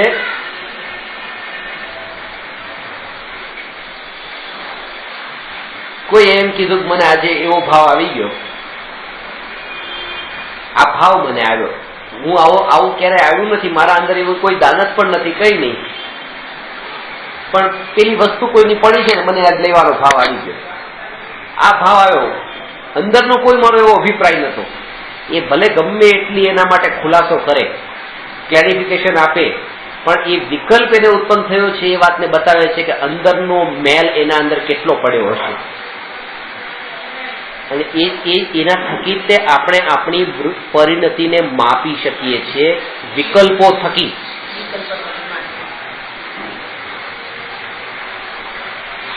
પણ એ વિકલ્પ એટલા ઝીણા ઝીણા એક એક સમયના હોય છે, એટલે એટલા ફાસ્ટ ચાલતા હોય છે, પકડી નથી શકતા. એની વૃત્તિઓ તો ઢગલાબંધ છે, એટલે નજીક જવું પડશે. એટલે કે ચાર રસ્તા ઉપર જે ફુવારો છે એ ફુવારામાં પાણી જે ઉછળે છે અને પાણી નીચે ત્યાં પડેલું પણ છે. હવે કાદવ કીચડ વાળું મેલું પાણી ત્યાં અંદર છે અને એ ફુવારો ઉછળે પણ છે, ફુવારા થકી એ પાણી બહાર નીકળે છે. જયારે એ મેં ફુવારાને જોયો અને ગંદુ પાણી મારાથી સહન ન થયું, એટલે તરત મેં શું કર્યું કે મેં ફુવારાની સ્વિચ બંધ કરી દીધી, ફુવારો બંધ કરી દીધો. ફુવારો બંધ થવાનો અર્થ એ નથી કે એ ચોખ્ખાઈ, એ ત્યાં પાણી હતું એ ચોખ્ખું થઈ ગયું. એટલે મારે એ કેવું છે કે વિકલ્પો જે ઉત્પન્ન થાય છે એ ફુવારા બરાબર છે અને વૃત્તિઓ નીચે પડેલી જેમ પાણી બરાબર છે. આપણે હંમેશા કોશિશ એ કરતા હોઈએ છીએ કે વિકલ્પ બંધ કરું, વિકલ્પ બંધ કરું, વિકલ્પ બંધ કરું, ફુવારો બંધ કરી દઉં, પણ ક્યારે એ કોશિશ નથી કરતા કે વૃત્તિઓને ટાળી દઉં. ત્યારે જ આવે ને. આ અંદર કચરો પડ્યો હોય ત્યારે તો બહાર આવે. અંદરનો મલિનતા કષાયનો કચરો હોય એ જ વિકલ્પ થકી બહાર પ્રગટ થાય છે. એનું ચિંતન કે એ અંદરમાં પડેલી વૃત્તિ છે એને જ્ઞાનમાં જાણે, અને જળ મૂર્તિ ટાળવાનો ઉપાય છે, એને જ્ઞાનમાં જાણે. એનું ઇન્સ્ટન્ટ રિઝલ્ટ આપણને એ સેકન્ડે નથી મળતું, પણ મળશે. સંસ્કાર દ્રઢ આ જ કરવા કે આ વિકલ્પ હોય કે આ વૃત્તિ હોય, વિકલ્પ હોય કે વૃત્તિ હોય, એ હું નથી. પેલા તો એ જાણે આ હું નથી, હું જ્ઞાયક આત્મા છું, આ હું નથી. એના સાથે મેં આમાંય સંબંધ બાંધી દીધો છે પાછો, આ વૃત્તિઓ મારી, અને એ મારું માનીને તે વૃત્તિઓને પોષી છે પાછી. એટલે એ જ કે એને જળ મૂળથી ટાળવાનો ઉપાય એ કે એને પ્રાયોરિટી નહીં આપો. પડેલા બધા ઢગલા બંધ અંદર પડે છે,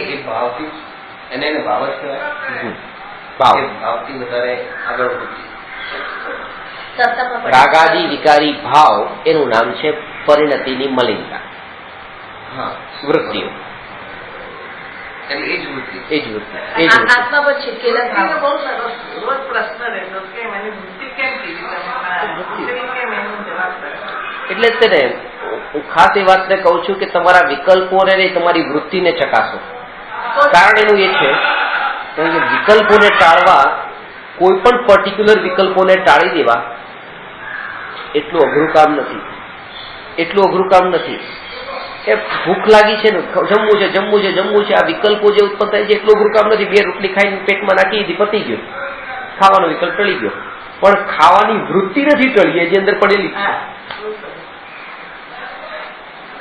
પદાર્થને ભોગવી લેવાથી પદાર્થના વિકલ્પ તો ટળી જાય છે, પણ પદાર્થના સંબંધમાં જે વૃત્તિઓ પડેલી હોય છે એ નથી ટળી જતી. અને એ જેના લક્ષ્ય ટળે છે એ આત્માના લક્ષ્ય ટળે છે. એટલે એ પ્રોસેસથી આપણે આગળ વધવાનું છે. આ બહુ મોટું અંતર છે. જે એમ કહી દે છે ને આ થિયરીમાં, હું નામ નથી લેતો પણ સમજી લેજો કે તમને ભોગવાના ભાવ ભોગવી લો, જે કરવું હોય ભોગવી લો, ભોગવી લો, બહાર નીકળી જશે કચરો.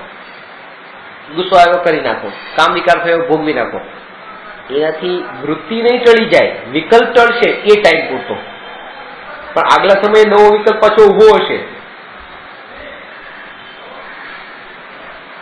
એ પાછો આ વૃત્તિમાંથી જ ઉભો થયો હશે.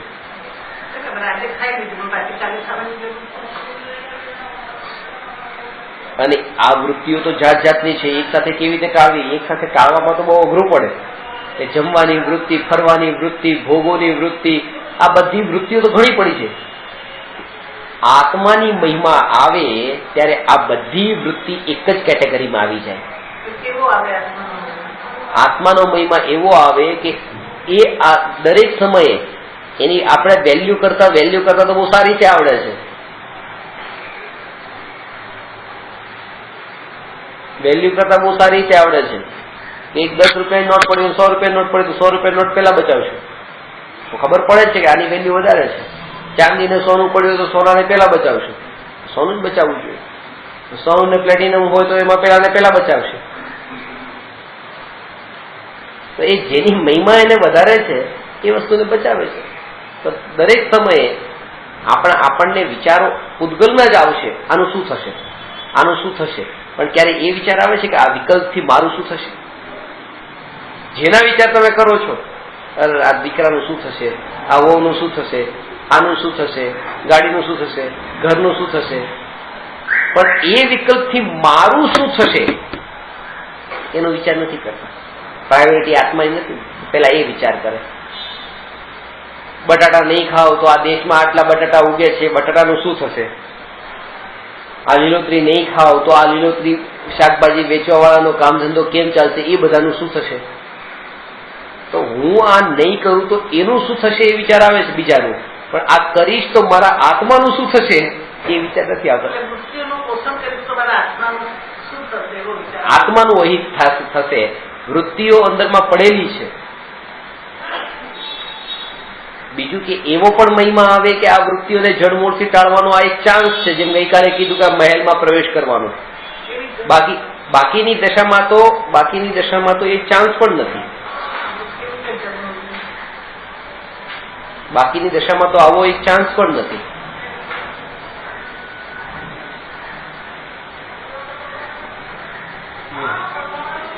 આવા જે ઉત્કૃષ્ટ નિમિત્તો સદનિમિત્તોનો યોગ થવો, બધી પ્રકારની અનુકૂળતાઓ મળવી, એ વૃત્તિને જડમૂળથી ટાળવા માટે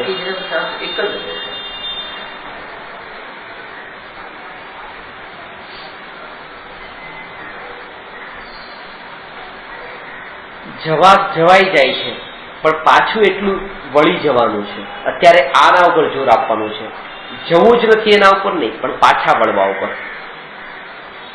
લક્ષ્ય એવું હોય કે જવું નથી, પણ જવાના છીએ, પણ પાછો જેટલો જલ્દી વળ્યો બસ.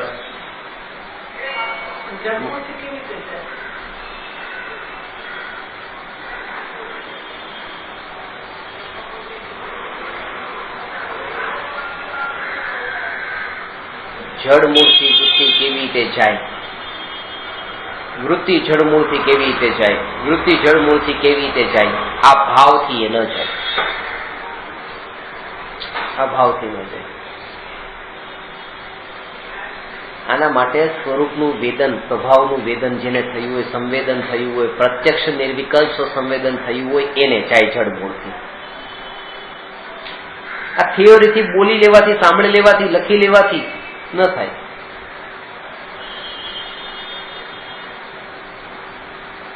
જે લોકો મારા પ્રવચનમાં કઈ લખે ને હું એ લોકો માટે ખાસ કહું, એ લોકોનું આ લખેલું જે છે 2 કલાક પછી, 4 કલાક પછી, 6 કલાક પછી એને વાંચે પણ ખરા, ન પણ વાંચે ને એની આગામી પર્યાયને પરિણમવામાં આ લખણ કામમાં આવે ને ખબર નથી. અત્યારે જેને એકાગ્રતાપૂર્વક જયારે હું જે વાક્ય બોલતો એમાં સ્પર્શીને, એ વાક્યને સ્પર્શીને અંદરમાં જો ઉતરતા જાય ને, અંદરમાં એની સાથે જોડાણ રાખીને જો ઉતરતા જાય, તો એના ફળમાં એ જે નિર્મળતા એ સમયે પ્રગટ થાય, એ એને 2 કલાક 4 કલાકે હજી આગળ લઈ જશે. એને જે આગળ લઈ જશે, આ લખેલું એને 2-4 કલાકે આગળ નથી લઈ જવાનું. અંદરમાં સ્પર્શવાનું, અંદરમાં સમજાણું તમને. આપ એમ જ સમજો કે આ તમે પ્રેક્ટિકલ સાધના કરવા માટે જ આવ્યા છો. હું તો આ બોલું છું અને તમે સાંભળો છો, પણ આ બોલું છું એમાં એ નથી કે તમને કેટલાને સંભળાતો તમારું કલ્યાણ થાય. હું તમારી પરીક્ષા ક્યારે નથી લેતો કે આ પ્રશ્નનો જવાબ મને આપો ને આ પ્રશ્નનો જવાબ આપો. તમારું જે થવું એ થાય, મારે શું મતલબ છે. પણ આમ ઊંચા અવાજે બોલીને બસ મારી પરિણતિ આનાથી દ્રઢ થતી હોય તો મારે આ કાર્ય અત્યારે કરવું છે. લક્ષ્ય એટલું પોતાનું જોઈએ, સ્પર્શના પોતાની જ રાખવાની બસ. કોને કેટલો લાભ થયો ને કોને કેટલું નુકસાન કાંઈ નથી જોવાનું, પોતાના ઉપર દ્રષ્ટિ.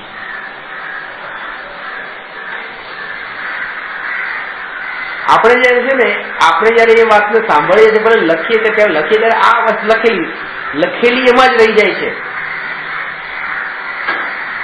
એ જે અંદરમાં જે ઉતરી જાય ને, ભલે એક સમય માટે પણ તમે લખ્યા હોય 10 પાના, પણ એક સેકન્ડ પણ જો આ વાતમાં એ તમને અંદર ઉતરેલી હશે તો આ હજી આગળ ક્યાંક સંસ્કારમાં બંધાઈ જશે તો કાળાંતરે પણ ક્યાંક કમાડવામાં કારણભૂત બનશે.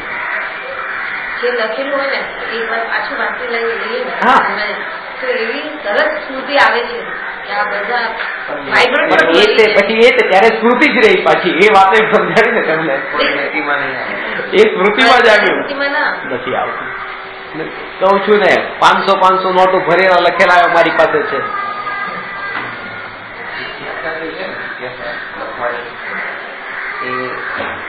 ડેફિનેટ છે કે એક વખત તમે એક જ વસ્તુનું ધ્યાન કરી શકો એમાં એક જ કેસ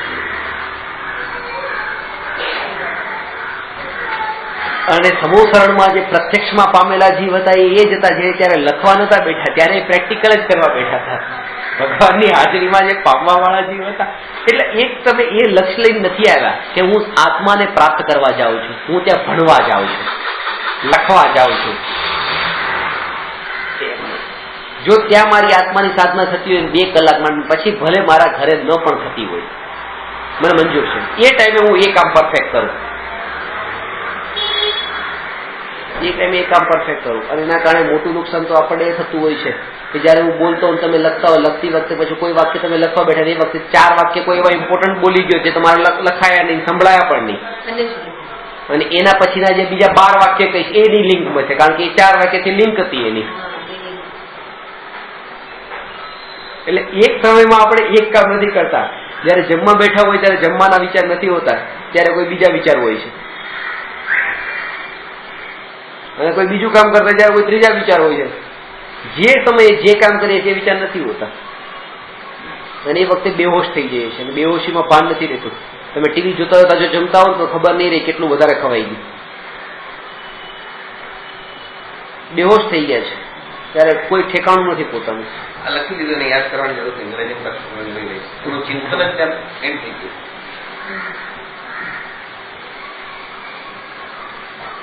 એના પછી એને રિલેટેડ 4 વાતો બી આવે ને એ તો લખેલું છે ને પણ પેલામાં, પણ આજે 4 વાત એમાં નથી લખેલી પાછી.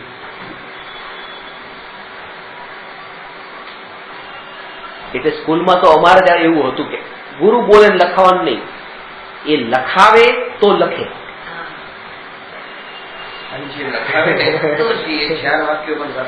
હા એ લખાવે જે આગળના 4 વાક્યો એ લખાવે. આપણે આને પણ છે ને મશીનની જેમ આપણે આ સાધનાને બાંધેલી છે કે જે મશીન ચાલુ કરવાનું છે એમ બસ હમણાં 2 કલાક પછી બેસી જવાનું છે, 2 કલાક માટે બેસી જવાનું છે, બસ પછી ઉભા થવાનું છે. આમ નથી કરવાનું.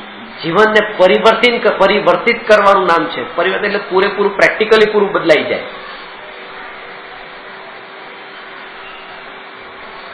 આના વગર મારે ન ચાલે એવી જે અંદરમાં જે વૃત્તિ પડેલી છે એને ટાળવાની છે.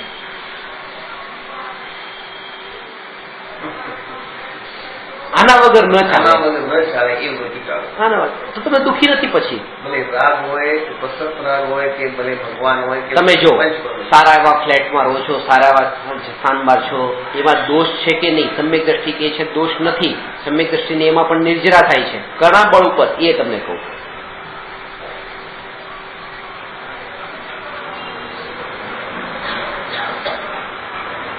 પોતા એવા આવા સારા ફ્લેટમાં છે એ ટાઈમે પ્રકૃતિ તમને એમ કે, હું કહું તો વિશ્વાસ ન થશે પણ પ્રકૃતિ તમને એમ કહી દે કે અત્યારે તમારું ધારાવીની ઝૂંપડપટ્ટીમાં જન્મ લેવાનો છે તૈયાર?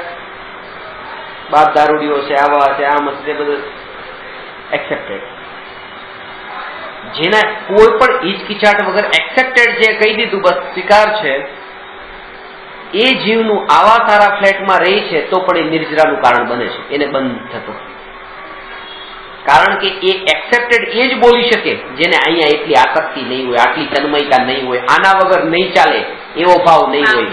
એ જ કહી દે કે ઠીક છે સ્વીકાર છે, તો પછી અહીંયા રહેતો હોય તો વાંધો નથી.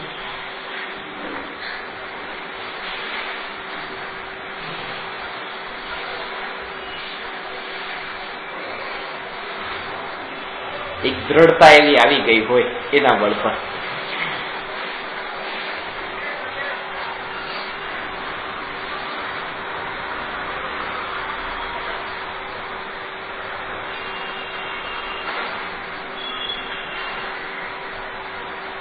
આના વગર ન ચાલે, આના વગર ન ચાલે, પાપડ વગર ન ચાલે. પાલનપુરી જન્મે તો એમ કહેવાય કે પાલનપુરી એક હાથમાં હીરો બીજા હાથમાં પાપડ લઈને જન્મે, એને પાપડ જોઈએ, એના વગર ન ચાલે. હીરાનો ધંધો પાપડ ખાવા માટે, પાપડ બધું ન હોય, દાળ ભાત શાક રોટલી ન હોય ચાલે, પાપડ વગર ન ચાલે. આ ન ચાલે, આના વગર. હા જો આના વગર ન ચાલે છે ને. હા બસ એ બધાનું, કોઈને કાઠિયાવાડી અથાણા હોય, બધાના પોતપોતાના હોય.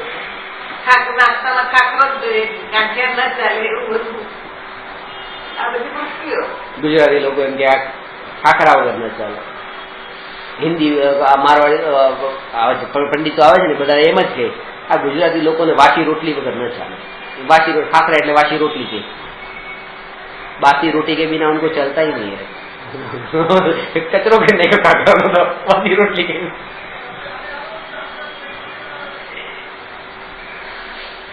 पेटनी જરૂરિયાત પૂરી પાડો, જીભની જરૂરિયાત પૂરી નહીં પાડો.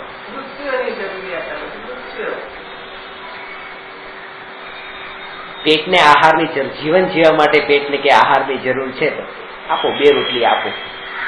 પણ જીભ કે છે કે મીઠું નાખેલી આપજો, મોળી નહીં, ગરમ ગરમ આપજો, બળેલી એવી ન હોય જો એક વાત આવે, કાળી નહીં, આમ થોડી શેકેલી.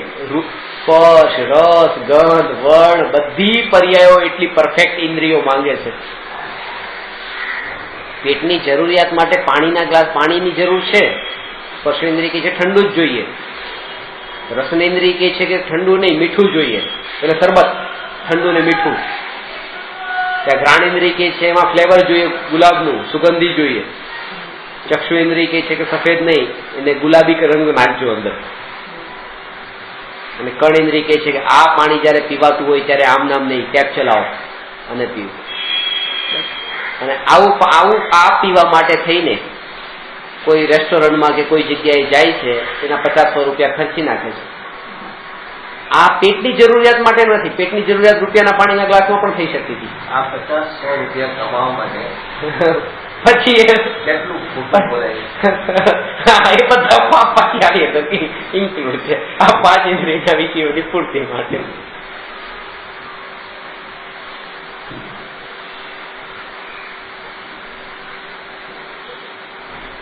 મા કસમ, બાપ કસમ, બિલ જોઈ લો, બિલ તમને બતાવી દો, આવેલા મારું બિલ બતાવી દો. કેટલી કેટલી દુનિયા બધી બાપ દાદાની સોગંદ ખાય છે, મારેલા ને કેટલી વાર મારતો હોય. આગળ છૂટી જાય તો શું કામ જોઈએ આપણું? એટલે હા પછી આ મિથ્યાત્વ તો દેહથી સ્ટાર્ટ કર્યું છે. દેહથી શરીર છે, પોતાની ઓળખાણ. હમણાં જેમ કીધું કે આ નામને કોઈ એમ કહી દે તો અસર થાય, બસ ત્યાં જે મિથ્યા શરૂ ત્યાંથી જ થયું છે. એટલે જેને ખરેખર એ લક્ષ્ય નક્કી થઈ ગયું ને કે મારે સુખી થવું છે, મારે સુખી છે બતાવવું નથી, દુનિયાને જે વિચારો એ વિચારે, આઈ ડોન્ટ કેર, જે કરવું એ કરે, તો પછી એને એટલી આકુલતા પણ નહીં થાય, એટલી આકુલતા નહીં થાય.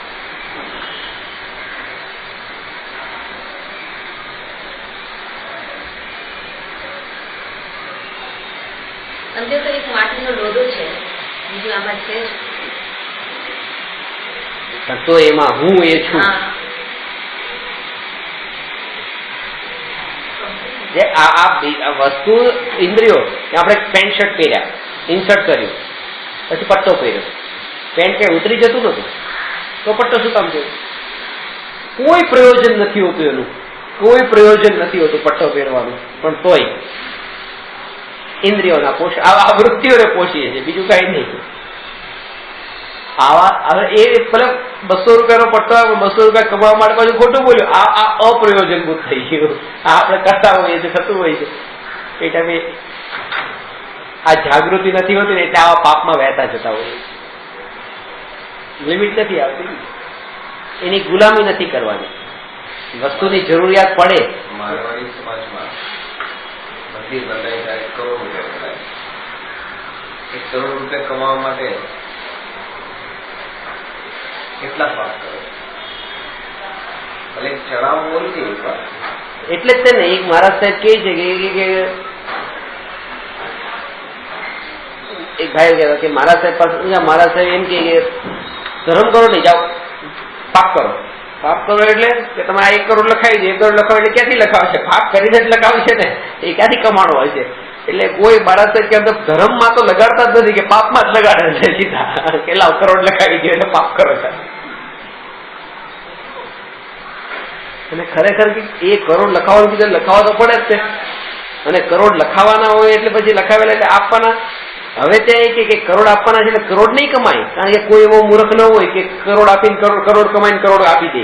એટલે અમારી વૃત્તિ એવી ઉઠે કે 5 કરોડ કમાય તો કરોડ આપશું ચલો, એટલે કોઈ એવો ધંધો પછી ગોતીએ છે કે જે 5 કરોડ કમાવડાવે, 5 ગુણા પાપ છે. એટલે વૃત્તિમાંથી નીકળ્યું. સમ્યક દ્રષ્ટિને છે કે બીજા શું વિચારશે એની પડી નથી, અને એના માટે આ યુદ્ધ કરી દે છે. જેને પડી હોય ને રાને કેવું લાગશે હું યુદ્ધ કરું, ના નથી કરું, તો બીજાની ઉપર ધ્યાન જાય તો ક્યારેક બંધ થઈ જાય. અહીંયા તો અંદરમાં નિર્મળતા આવી ગઈ છે, અને હવે જે કઈ પણ થાય છે ઉદય અનુસાર થાય છે, લોકોને બતાવવા માટે નથી થતું. અંદરમાં આવી ગયા પછી નથી થતું. હા, પહેલા તો વ્યવહાર માટે થાય, એટલે પછી કોના બળે નથી થતું, બસ આત્માના બળે. એટલા માટે પેલા બળ આત્માનું લાવતું.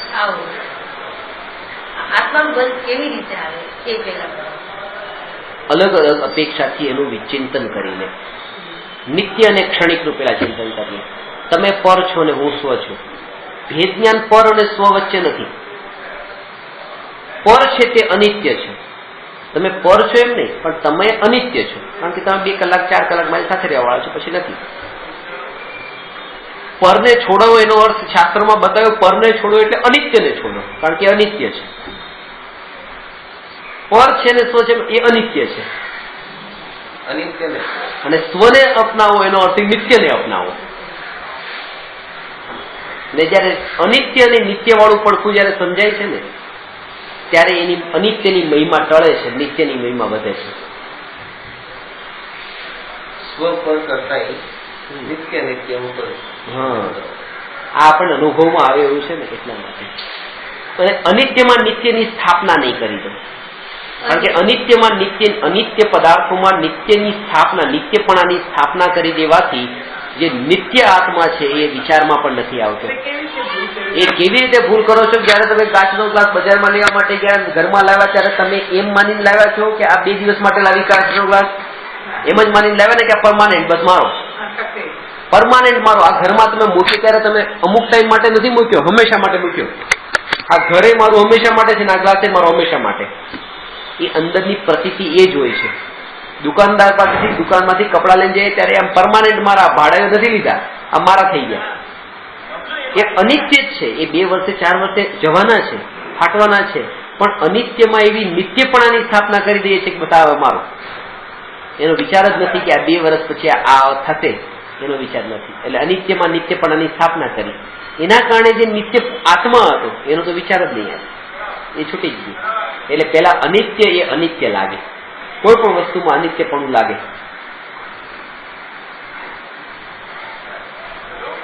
લગ્ન કરવા માટે જાય, પત્નીને લઈને આવ્યો છે, પત્નીને લઈને આવ્યો ત્યારે પણ એમ લાગે છે ને તો પરમાનન્ટ લઈને આવ્યો છું. એવું ક્યાં છે 2 વર્ષ પછી છૂટાછેડા કરવાના છે? આ તો હંમેશા મારી આવે. એ હંમેશા મારી એ જે માન્યતા છે ને એ જ આ અનિત્યમાં નિત્યપણાની સ્થાપના કરી. આ માન્યતા ખોટી છે.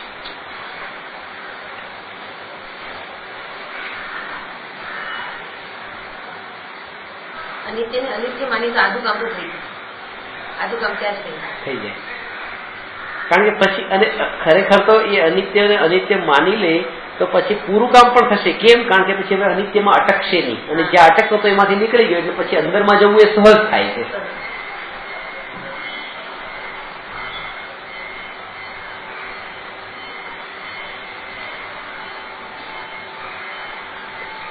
અંદરથી એવું બળ આવવું જોઈએ કે આ અનિત્ય જ છે અને હું નિત્ય જ છું.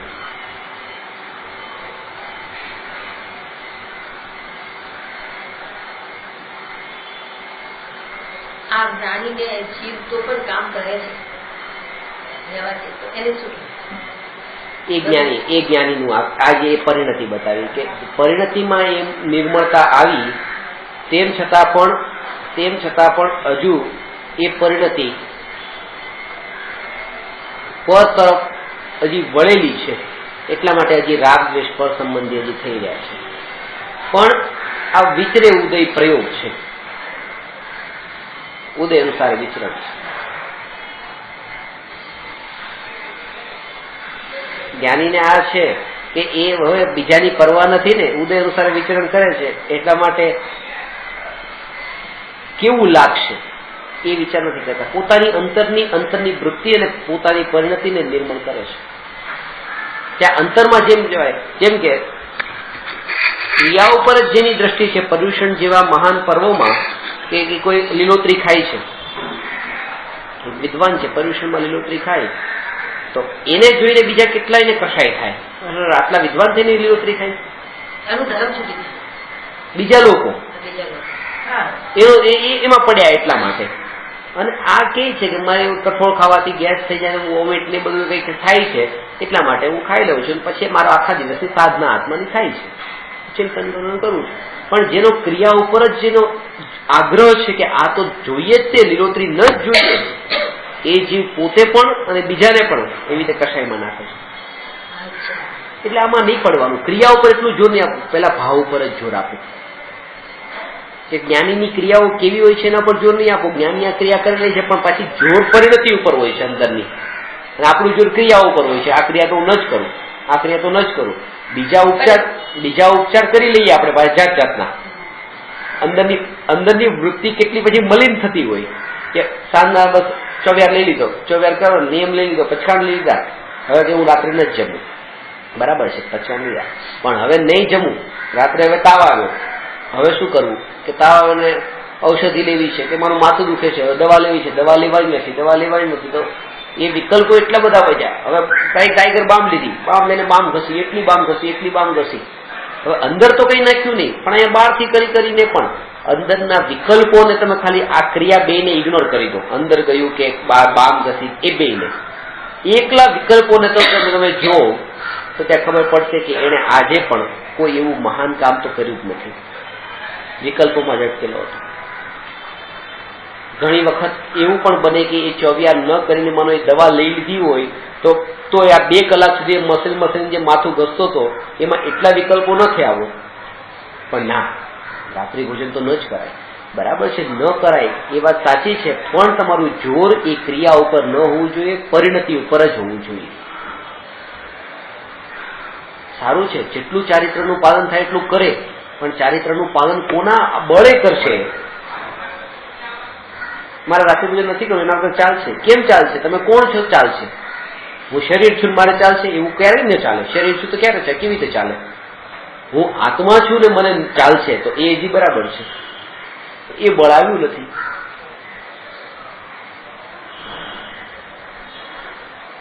પહેલેથી સંસ્કાર જ બાળકોને આપણે આવા આપીએ છીએ. અત્યારે નહીં સમજાય, અત્યારે તો ખાલી ક્રિયા શીખવાડી દે, અત્યારે ક્રિયા શીખવાડી દે, આગળ જઈને સમજાય, મરે ત્યાં સુધી નથી સમજાતું.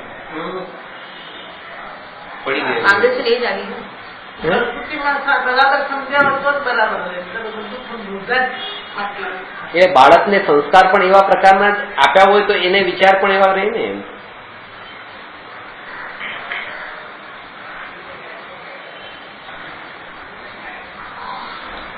સ્ટાર્ટિંગમાં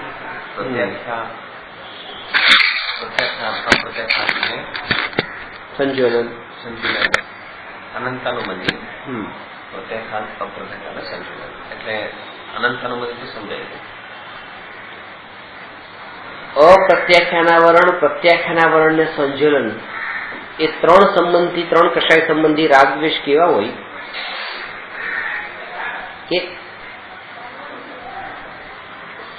પરિણતિ નિર્મળ તો થઈ છે, અનંતાનુબંધી કશાય ટળ્યો છે, આ જગતમાં કઈ મારું નથી એવી શ્રદ્ધા પણ દ્રઢ થઈ છે, પણ ચોથા પુરસ્કાર પણ હજુ એને છોડી શકતા નથી. થોડું પણ 5 પાપને ભરપૂર કરે છે.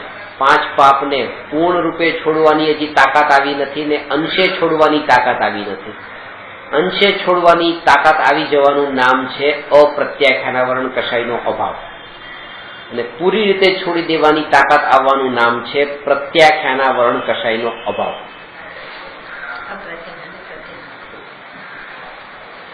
એટલે કે અણુવ્રત ધારણ કરવાનું બળ આત્મામાં પ્રગટ થવું, પરિણતિ નિર્મળ થવી, એનું નામ છે પ્રત્યાખ્યાના વર્ણનો અભાવ, અપ્રત્યાખ્યાના વર્ણ. અને પ્રત્યાખ્યાના વર્ણના અભાવનો અર્થ કે મહાવ્રત, મુનિવ્રત ધારણ કરવાનો. અને મુનિ ધર્મ ધારણ કરીને પણ હજુ જે સૂક્ષ્મ સમયતા વગેરે આ ગ્રંથો લખ્યા કે આ ઉપદેશ આપ્યો, 28 મૂળગુણોનું પાલન કરવાના શુભ ભાવો, આ જે હજી રાગ હજી આ પડ્યો છે, આ સંજલન કશાય સંબંધી છે. એ એકલો શુભ જ છે, અશુભ નથી. એ 6ઠા 7મા ગુણસ્થાન પછીના 10મા ગુણસ્થાનના અંત સુધી.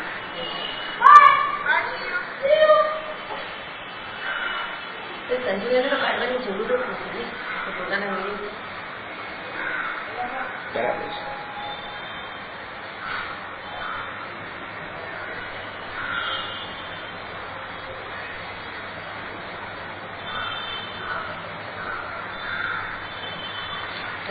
પ્રત્યાખ્યાના વેદથી સંજ્ઞાન પર જતો છે.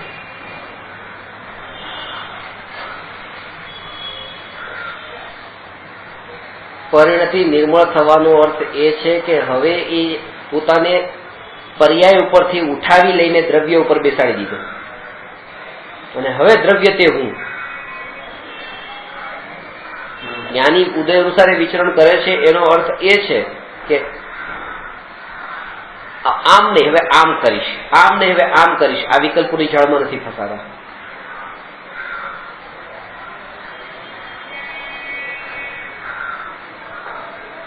એક ભાઈને ત્યાં જાઉં છું ને એમણે મારું અપમાન કર્યું એટલે હવે બસ બીજી વખત ત્યાં નહીં જવું. જ્ઞાની એમ નહીં કે, જ્ઞાની કહેશે કે જો એવા ઉદય હશે તો 50 વારે જવું પડશે ત્યાં, હું નહીં જઉં એમ નહીં. આનું નામ વિચરે ઉદય પ્રયોગ. આમ નહીં જ કરું, આમ નહીં, ઉદય અનુસાર જેમ હશે એમ થશે, હું એની બહુ પરવા નથી કરતો, હું ન્યાયક છું. દ્રષ્ટિ આત્મા ઉપર હોય છે. આ ઘટનાને એટલી મહત્તા નથી આપી, કારણ કે હવે આવું નહીં જ કરું. આ મારા જગ્યાએ ગયો કાલે મારું આમ અપમાન કરી નાખ્યું, આવું મારે સાંભળવું, આવું મારે નથી સાંભળવું. એનો મતલબ હજી ન્યાયક પર દ્રષ્ટિ નથી. ન્યાયક ઉપર દ્રષ્ટિ જયારે આવે તો તમારે જે કરવું એ કરો, ઉદય અનુસાર, બસ ઉદય અનુસાર, બધું ઉદય અનુસાર જેમ હશે એમ થશે. આવું બળ આવવું જોઈએ. ઉદય અનુસાર પરવા એની પરવડી થઈ જાય, પરવા જ નથી એની જે હોય. અને આ અંદરનું જયારે આપણે પૂર્ણતાને પ્રાપ્ત કરવાની વાત કરીએ છીએ તો ત્યાં આ વિધિ હોય છે, ત્યાં એમાં ફેરફાર કરવાની વાત નથી હોતી.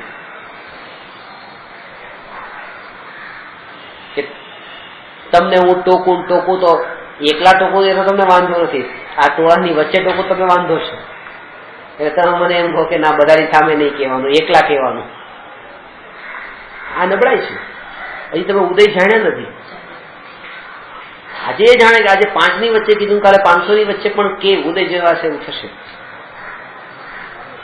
એ કોના બળ પર કે એ હું ન્યાયક છું ને એને કઈ થતું નથી, એના બળ પર. ન્યાયક ખાલી રટણમાં હોય તો કઈ ન થાય, એ અંદરમાં વણાઈ ગયો હોય તો જ આ થાય.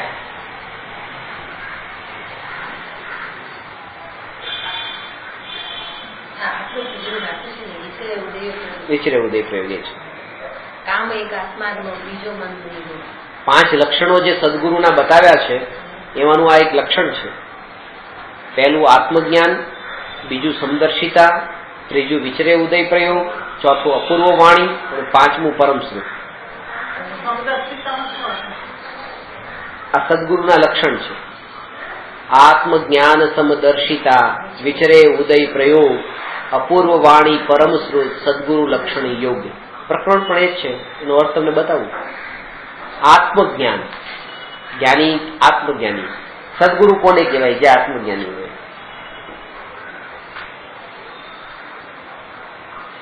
આત્મજ્ઞાની એટલે આત્માને જાણતા હોય એમ નહીં. આત્મજ્ઞાની એટલે આત્માની અનુભૂતિ જેને થઈ હોય એ. કે ખાલી જ્ઞાનનો અર્થ ખાલી જાણવું નહીં, એ અનુભૂતિ.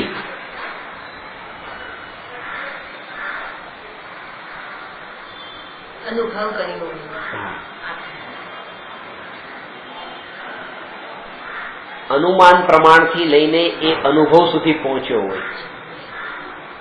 ગુરુના ઉપદેશના નિમિત્તથી પોતે ઉપદેશ પ્રાપ્ત સાંભળીને અનુમાન કરીને પછી અનુભવ સુધી પહોંચ્યો અને પછી એને માન્યું કે આત્મા છે.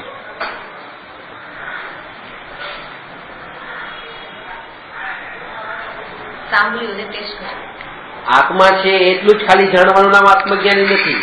હું આત્મા છું, છે માંથી છું આવી જાય, છે માં થર્ડ પર્સન છે, છું માં હું ફર્સ્ટ પર્સન.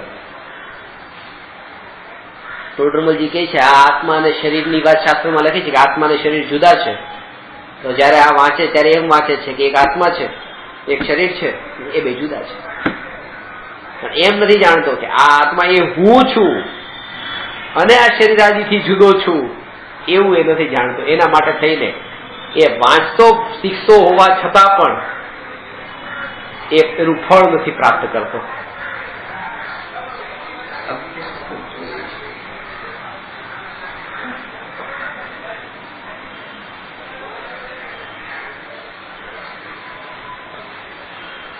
સમદર્શિતા, જ્ઞાતા દ્રષ્ટાપણું સંભાવે હવે પ્રગટ્યું. જાણનાર પણ એ જાણનારમાં હવે આ જે રાગ દ્વેષના જે ભાવ ને તરંગો જાગૃતિ છે, ક્યાં ક્યાં એ ભાવો હજી થઈ રહ્યા છે, એમાં સમદ્રષ્ટિ ખબર છે. પછી જે પર્યાયમાં જે મલિનતાઓ પડી છે એ પણ ખબર છે. અને એની જાગૃતિ એ જ પુરુષાર્થ છે. જાગૃતિ ઉપર લક્ષ જ હોય, પરિણિતિ ઉપર થાય. અને વિચરે ઉદય પ્રયોગ, ઉદય અનુસારે વિચરણ કરે છે. ઉદય અનુસારે વિચરણ કરે એટલે આડેધડ ગમે તેમ વિચરણ કરે એમ નહીં.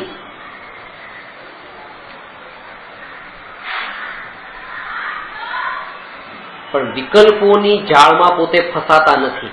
આ જેમ તમને કીધું ને હું આમ કરીશ ને આમ કરીશ ને આમ કરીશ, વિચરે ઉદય પ્રયોગ, એને ઉદય જાણી લે છે. આટલો તો એ લોકો સંયમ રાખે છે કે ગમે એમ વર્તવું નહીં. આ તો બુદ્ધિ પર બસ થતું હોય. ના ના, એ વણાઈ ગયું હોય, વણાઈ ગયું. જેમ તમે માંસ નહીં ખાવ, તમે જાણી છું માંસ નથી ખાવું નથી, નેચરલ નહીં જ ખાય ને આપણે, માંસ ન ખવાય. એ સહજ એવા વિકલ્પ ન ઉઠે ને આપણે. આ એવી અંદર આપણા આમાં આ સંસ્કાર વણાઈ ગયો છે. અને એ ધારણા નામનું જે જ્ઞાન છે, અવગ્રહ ઈહા હોય ને ધારણા, એ ધારણામાં આ સંસ્કાર વણાઈ ગયો હોય કે આ બધું ઉદય અનુસાર થાય છે, એટલે હવે એના માટેના સંબંધી. એટલે એ આમ જોવા જઈએ તો આત્મા નિશબ્દ છે. નિશબ્દ છે. આપણે કોઈની સાથે વાત કરતા હોય, સામેવાળાના ઉદય હોય કે આવું કોઈ ઉદય આવી જાય, જ્ઞાની કઈક અપશબ્દ બોલી દે, અપશબ્દ બોલી દે તો બની શકે, બને. ગુરુ ઘણીવાર ટોકવા માટે અરે ટોકવા નહીં, ગુરુની વાત નથી કરતો, એટલે જ્ઞાનીની વાત કરું. જ્ઞાની, જ્ઞાની એટલે સદગુરુ નહીં, કોઈની બીજા સાથે પણ ક્યારે નોલેજેબલ કે એનલાઇટેડ, નોલેજેબલ. જ્ઞાની તો નોલેજ અનુભવી, આત્માના અનુભવી વાત અનુભવી નહીં, ગુરુ પદે નહીં, ગુરુ પદે નહીં આવે. ગુરુ તો એવું છે કે ગુરુ માનીએ તો ગુરુ. ના ના, ન માનો તો પણ એક વસ્તુ તમે બતાવો. જયારે આપણે ગુરુ વાત કરીએ છીએ ત્યારે ગુરુની સાથે શિષ્યનો સંબંધ જોડીએ છીએ. હા, ડેફિનેટલી, બરાબર છે. એ ગુરુની સાથે શિષ્યનો ગુરુ પદ જે આપણે કીધું છે ને, ગુરુ પદ, જેમ કે સાધુ છે કોઈ, બરાબર. હવે આપણે દેવશાસ્ત્ર ગુરુ શબ્દ કહીએ છીએ, દેવશાસ્ત્ર ગુરુ,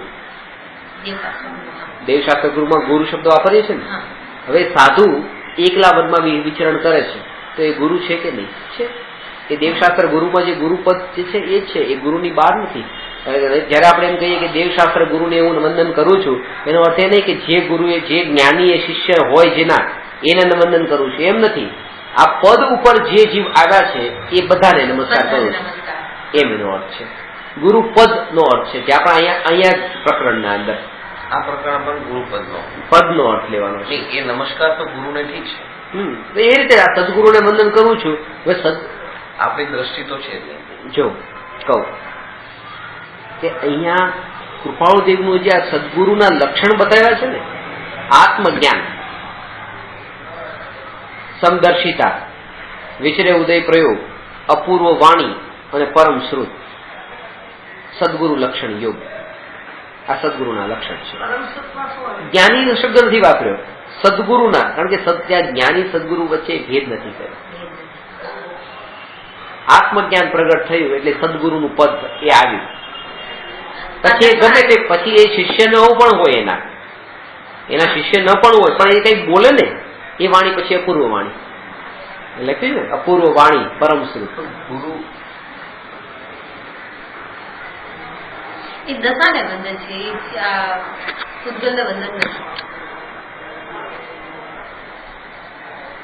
એ સંબંધ ત્યાં નથી લેવાનો. હજી પણ તમે એમાં એક વાત સમજી લો કે ભગવાન કીધું તો ભગવાન કોને કહેવાય? કે જેના ભક્ત હોય એને ભગવાન કહેવાય. એ તો આપણે પછી એ સંબંધ જોડ્યો ને, એ તો એ પદ છે ભગવાનનું. એવી રીતે ગુરુ કોને કહેવાય? જેના શિષ્યો એ ગુરુ, એમ નહીં, એ પદ છે, એ ઊંચું પદ છે. એ પદને આપણે એક નામ આપ્યું છે, ઊંચા પદને, કે આ પદ. ગુરુ હવે કઈક અપશબ્દ બોલે એ ઉદય અનુસાર અંતરની પ્રતીતિ તો એ જોઈ કે આ ઉદય અનુસાર છે. નહીં, જે બાહ્ય વર્તન જે જોતા હોય, અજ્ઞાની જોતા હોય, એ લોકોને એમ લાગે કે આમની ભૂલ છે, આવું ન કરવું જોઈએ. જેમ આપણને લાગે છે કે આ ચક્રવર્તી આવું બધું શું કામ કરતા હશે, એ તો આપણને ત્યાં લાગે છે ને કે આ પાપ શું કામ કરતા હોય. એવા વર્તન એ કરે. એટલે આપણે પ્રશ્ન થયો હતો ને કે સમ્યક દ્રષ્ટિ પાગલ થઈ શકે છે. પ્રશ્ન હતો આવશે, ખબર નથી શું સમ્યક દ્રષ્ટિ પાગલ થઈ શકે? થઈ શકે, સમ્યક દ્રષ્ટિ પાગલ થઈ શકે, પણ પાગલ સમ્યક દ્રષ્ટિ ન થાય. એ રામનું મેં એક્ઝામ્પલ આપ્યું હતું. સમાધિ શરીર રામ છે, એ લક્ષ્મણના મૃતદેહને લઈને એવી રીતે 6 મહિના સુધી ફર્યા. ખબર નથી સમ્યક દ્રષ્ટિ જીવને આ શું છે, ખબર છે કે હવે તોય તે આવું ઉદય જેવો હોય, આ એક પાગલ પણ નથી. સમાધિ મોહ જ્ઞાનીને કેવી રીતે હોય? એ રાગ કહેવાય, મોહ ન કહેવાય. મિથ્યા જ્ઞાનીને તો મોહ છૂટી ગયો. ત્યારે તો જ્ઞાની કહેતા ને, હજી રાગ છે. એટલે હજી આપણે મોહ અને રાગ વચ્ચે અંતર નથી સમજતા, એટલે બધું મેળફેર થાય છે કે મોહ છૂટી ગયો, પત્નીનો મોહ છૂટી ગયો, પત્ની સાથે કેવી રીતે રહી? કે હજી રાગ છે એટલે સાથે રહી છે. મારી નથી માની, પણ હજી તારી તો માની છે.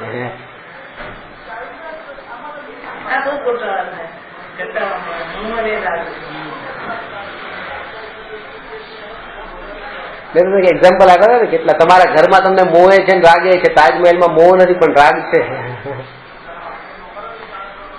મારો નથી પણ સારો તો છે ને. આ અંદર જ છે બધું.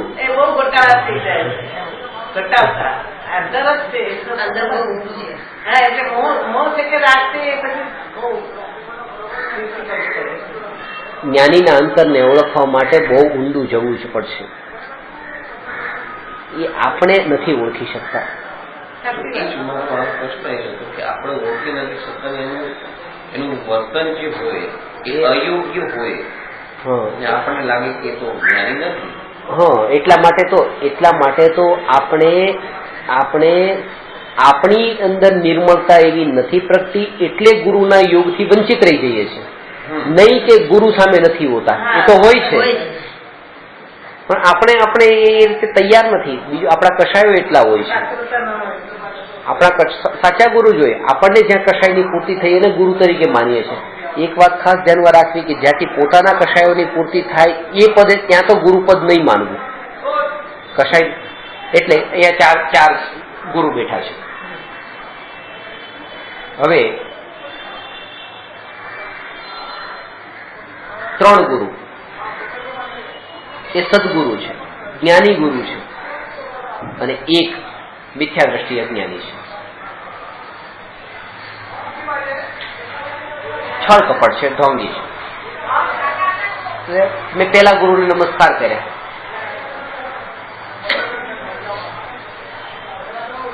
એમને આશીર્વાદ છે કોઈ ભાવ જ ન, અંદરમાં લીધા તો આશીર્વાદ આપ્યા જ નહીં.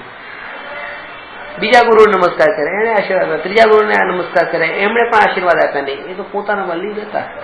એટલે એટલો ઈગો હર્ટ થઈ ગયો કે આટલા વંદન નમસ્કાર કરવા જઈએ, 2 કલાકથી બેઠા છીએ, આ કોઈ આશીર્વાદ પણ ના આપે, જોવે પણ નહીં આપણા તરફ.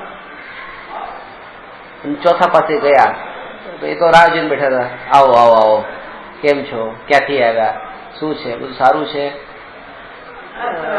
ને આવું જ આપણને ગમી જાય છે. જો આપણને આ પૂછ્યું, આટલું તો પૂછ્યું, આટલું શિષ્યનું આટલું તો ધ્યાન રાખ્યું કે તમે ક્યાં અટકો છો, તમારી સાધના કેવી ચાલે છે, એવું પણ પૂછ્યું તો હજી ગમ્યું. પેલા તો એ પણ નહીં પૂછ્યું. આના કારણે શું થયું કે 3 સદગુરુનો યોગમાં જઈને પણ પોતાના કશાયની પૂર્તિ ન થઈ, એટલે એ તેથી વંચિત રહી ગયો. અને ચોથી જગ્યાએ કશાયની પૂર્તિ જ્યાં થઈ ત્યાં ફસાઈ ગયો. આવું થાય. એટલા માટે જો સદગુરુની જેને શોધ કરવી હોય એ જીવે તો પોતાના કશાયની પૂર્તિને છોડી દેવાની, અંદરમાં પોતે પલટાવાનું, તો ત્યાં ગુરુ મળે. ગુરુ તો છે, ગુરુને મેળવવાના નથી. ગુરુને પ્રાપ્ત કરવા માટે પોતે શિષ્ય બનવાની તૈયારી હોવી જોઈએ. અને શિષ્યના લક્ષણો એને જાણવા જોઈએ કે શિષ્ય કેવો હોય, ગુરુ કેવા હોય નહીં. શિષ્ય કેવો હોય પેલું પગથિયું એ છે. કારણ કે પેલામાં તો ઓળખી પણ શકીએ, ન પણ ઓળખી શકીએ, પણ અહીંયા પોતાને તો ઓળખી શકીએ ને શિષ્ય કોને કહેવાય. શિષ્ય આત્માર્થીના જે લક્ષણો બતાવ્યા છે ને એ શિષ્યના લક્ષણ સમજી લેવા. આત્મજ્ઞાન ત્યાં મુનિપણું તે સાચા ગુરુ હોય, બાકી કુળ ગુરુ કલ્પના આત્માર્થી નહીં જોઈ. પેલા તો ત્યાંથી તે આત્માર્થી આને કહેવાય. સાચું શિષ્ય એ કે આત્મજ્ઞાની હોય એ જ જ્ઞાન મુનિપણું, એના વગર મુનિપણું ન હોય. અને બહારનો ત્યાગ એ ત્યાગ નથી. અંતરમાં પ્રગટેલો વૈરાગ્ય એ જ ખરો ધર્મ છે. બાપ દાદા જેને ગુરુ તરીકે માનતા હતા, આજે હું પણ એને ગુરુ તરીકે માનું, મારે માનવા જોઈએ. આવું આત્માથી જીવ ન હોય, બાકી કુળ ગુરુ કલ્પના આત્માથી નહીં જોયું. અત્યારે એ જ થાય છે. મમ્મી પપ્પા જેમને આ રાખતા હતા, ઘરે મહેમાન વરાવતા હતા, તે બધું સંબંધો જે છે ઓળખાણ, એના કારણે 2 વર્ષે 5 વર્ષે કોઈ મહારાજ સાહેબનો યોગ થાય તો આપણે એમને ગુરુ તરીકે માની લઈએ. અને છોકરાને પણ કહેજો આ ગુરુ કહેવાય, આ ગુરુ કહેવાય, તમે આ જ કરજો, શીખો, ચલો થોડું થોડું તમે આપો, એમ કરીને. આ તો એક દ્રષ્ટાંત. બાકી આપે આહારની વસ્તુ અલગ છે, પણ અંદરમાં સંસ્કાર એવા દ્રઢ કરાવી દે કે આ ગુરુ. આ બધી વસ્તુમાં એક જોયું હોય, આમ ક્રિએટિવ માઇન્ડ જોઈએ, ફોલોઅર માઇન્ડ નહીં ચાલે. અને આવા એ જ છે કે જેનામાં તાકાત હોય ને કે મારા બાપા જે કરતા એ કરતા, મારે કઈ પડી નથી, મારી માં જે કરતી એ કરતી, મારે મતલબ નથી, હું આ કરીશ. ક્રિએટિવ માઇન્ડ જોઈએ, ક્રિએટિવ ફોલોઅર માઇન્ડ નહીં.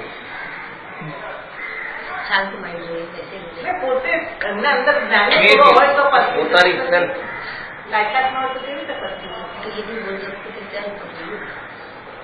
અલગ અલગ એંગલ થી દેખવાની મને શક્તિ. કે બાપ દાદા જે ધર્મને પાળતા એ ધર્મને કેવી રીતે છોડી દેવું, બાપ દાદા જેને ગુરુ તરીકે માન્યા એને કેવી રીતે છોડી દેવું, કુળ પરંપરા ત્યાં એને આડી આવે છે. આજ્ઞાકારી નહીં થઈ જાય. અને ખરેખર એને કુળ પરંપરા આડી નથી આવતી. ખરેખર એની માયા કઈ પડી નથી, સાચા ખોટા ની પડી નથી, સાચું ખોટું જાણવું નથી એને. ચાલે જેમ ચાલો ચાલવા દો, એને કઈ મહત્તા જ નથી આપી. બાકી કુળ પરંપરાની થોડી પડી છે. કુળ પરંપરાની પડી હોય તો બાપ દાદા ધોતી ને જબ્બો ને ટોપી પહેરતા હતા. પેલા ઘોડા ગાડીમાં જતા હતા, હવે આ ગાડીમાં શું કામ જાય છે? ત્યાં બાપ દાદાની એટલી પડી હોત તો બાપ દાદાની પરંપરાને તોડે જ નહીં, પણ તોડી નાખી ને. બાપ દાદા એ ધોતી પહેરતા, ધોતી નીચે ચડ્ડો પહેરતા, ધોતી નીકળી ગઈ, ખાલી ચડ્ડો રહી ગયો, અડધો ચડ્ડો પહેરી બધા ફરતા હોય. તો બાપ દાદાની પરંપરા તોડી. એટલે ખરેખર જ્યાં એને મહત્તા છે, જ્યાં સુખ બુદ્ધિ છે, ત્યાં બાપ દાદાને સાઈડમાં રાખી દે છે. સુખ બુદ્ધિ એને આ કેવું પછી કહી દે છે, પરંપરા ક્યાં બદલાવી એમ. અને એક વાત એ સમજી લો કે બાપ દાદા એ તમે જેમ છો ને એમ એ પણ અજ્ઞાની, અબોધ, એ કોઈ સમ્યક દ્રષ્ટિ નતા, એ પણ એવી રીતે હતા જે આ સ્થિતિમાં છીએ. તમારી તો સ્થિતિ હજી સારી છે કે આ સમજણ પણ પડી કે અંતરની પરિણતિ જો ક્રિયા નહીં, એ પણ નતું. નહીં તો થોડા સંસ્કાર તમારામાં પહેલેથી આવી ગયા હોત. આપણા તો ક્લાસો ચાલુ છે ને મેજિક શ્રીમદ રાજચંદ્રની, તો બધા આમાં જ મૂકે પહેલાથી કે ઉદય અને આત્મા અલગ છે. ફાઉન્ડેશન એ જ તૈયાર થાય, એ થઈ જાય. સાચી વાત છે.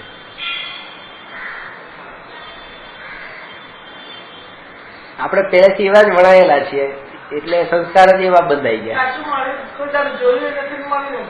અને હજુ મળ્યું છે પણ એને પ્રાપ્ત કરવાની હજી એવી ઝંખના નથી. હજી પેલોમાં હજી થોડો થોડો રસ પડી જાય છે. કરવું નથી, ખરેખર નથી, અંદરથી એટલો પુરુષાર્થ નથી ઉપડ્યો. બાકી બધા જ બાના છે. પુરુષાર્થ નથી ઉપડતો, બાકી બધા બાના છે. એ પણ જે તમારી મેજિક સ્કૂલ છે ને, એ આપણે સ્કૂલ જઈ આવ્યા છે બધા. 10મી, 12મી, 15મી કરી આવ્યા છે. એ જ્ઞાન ક્યાં છે આપણી પાસે આજે? આચરણમાં લે તો જ્ઞાન, અને જ્ઞાન તરીકે જ્ઞાનમાં જ રાખો તમે. એ વખતે એવું ત્યાં તમને કક્કો આવડે છે? કક્કો, ક, ખ, પછી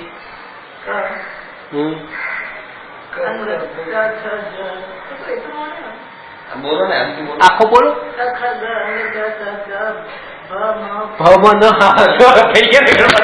મારે ખ્યાલ યાદ છે કે નાના હતા ત્યારે ભણ્યા હતા, પણ અત્યારે જયારે કોઈ નથી યાદ. ખાલી આ બધું એના જેવું થઈ જાય છે કે ત્યારે મમ્મીએ મોકલાતા હતા એટલે જતા હતા. પછી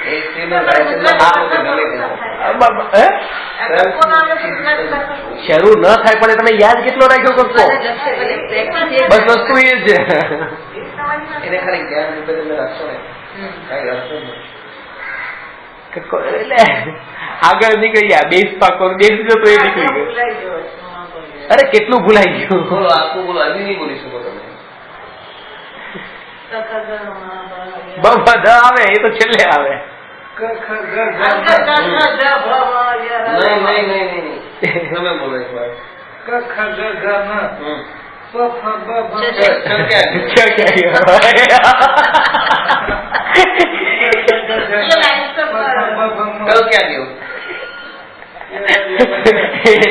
આપણે છે ને વસ્તુ એ છે, ગુજરાતી વાંચતા આવડે છે, લખતા આવડે છે, કક્કો નથી આવડતો. એના જેવું કામ થઈ ગયું છે કે ચારિત્ર આપણને બહુ પાક્કું આવડે છે, પણ એના જેના બળ પર ચારિત્ર હોય છે એ શ્રદ્ધા નથી.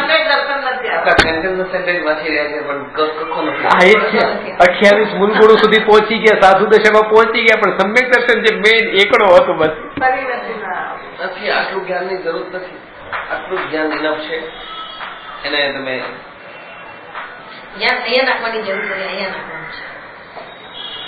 એટલે આ બધું અમારા છોકરા છે ને, એ છોકરાને પૂછતા કેટલાના ઘડિયા આવડે? એટલે ઘડિયા આવે ને 2 એકુ 2, 3 એકુ 3 એવી રીતે 40 સુધી ના આવડે. એ 40 સુધીના ઘડિયા આવડે.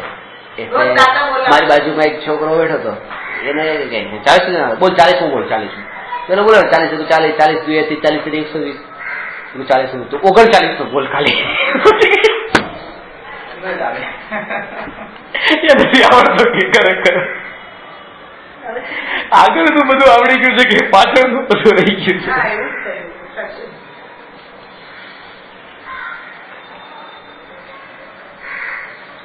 કે એ જે કપ્પો છે ને, એને લખાની જરૂરત નથી રહી.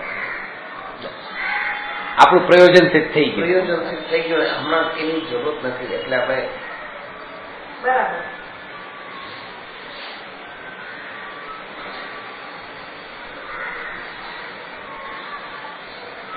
કારણ કે વાક્ય જયારે વાંચીએ ત્યારે પાછું જો કક્કો યાદ આવે તો વાક્ય વાંચવામાં થોડું ધીમા પડી જશું. ત્યાં આપણે ઓલું ગોઠવેલું હોય ક પછી ખર, આયા તો આડું ઓડું છે, એ જ આપણને સેટિંગ વાળું લાગતું હોય. વાંચી જશો, આગળ નહીં વધશો.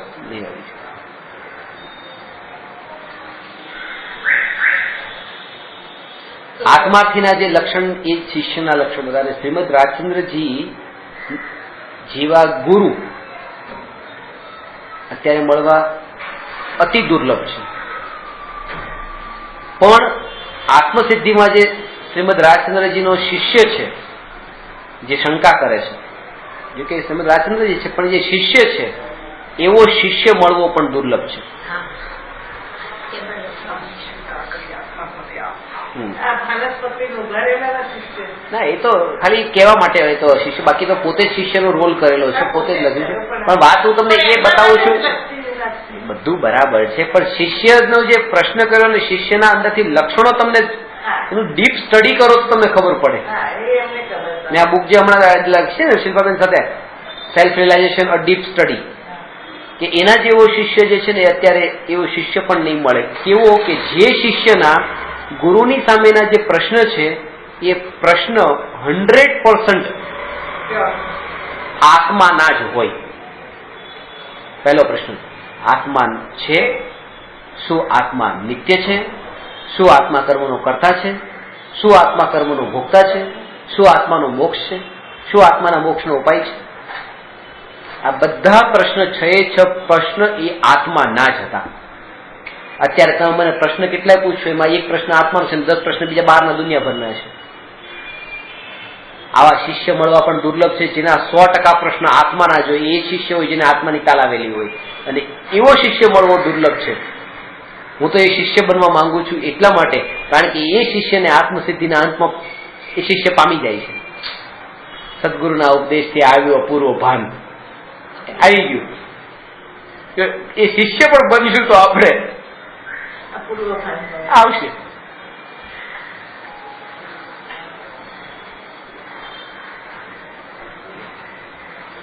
પહેલેથી જ ગુરુ થવા માંગે છે, એટલે શિષ્ય પણ નથી બની શકતા. શિષ્ય પદે રહી જાય છે ને, શિષ્ય નથી થઈ શકતા.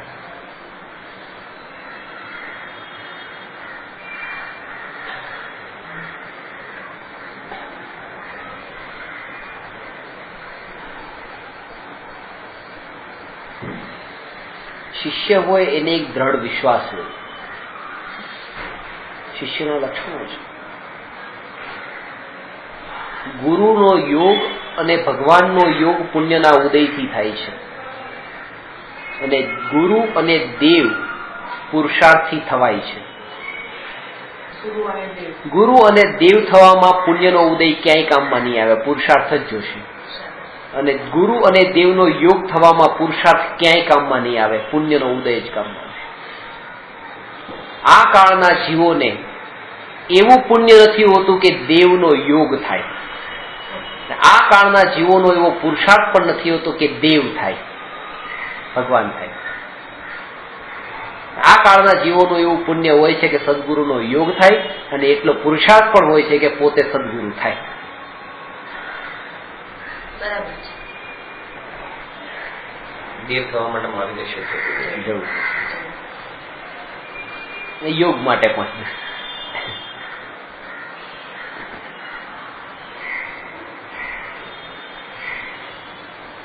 થવા જેવું કામ કરવું જોઈએ. બસ જે થવા જેવું એ તો થવું જ જોઈએ.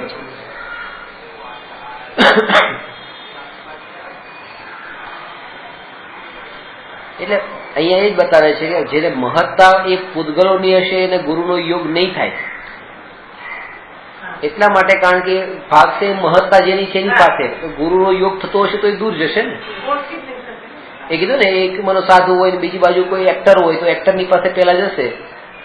એ મહિમા એની છે ને, એ મહિમા હોવાના કારણે જે સમ્યક પ્રાપ્ત થયું હતું એ સમ્યક પણ છૂટી ગયું, સાચા ગુરુનો યોગ પણ છૂટી ગયો.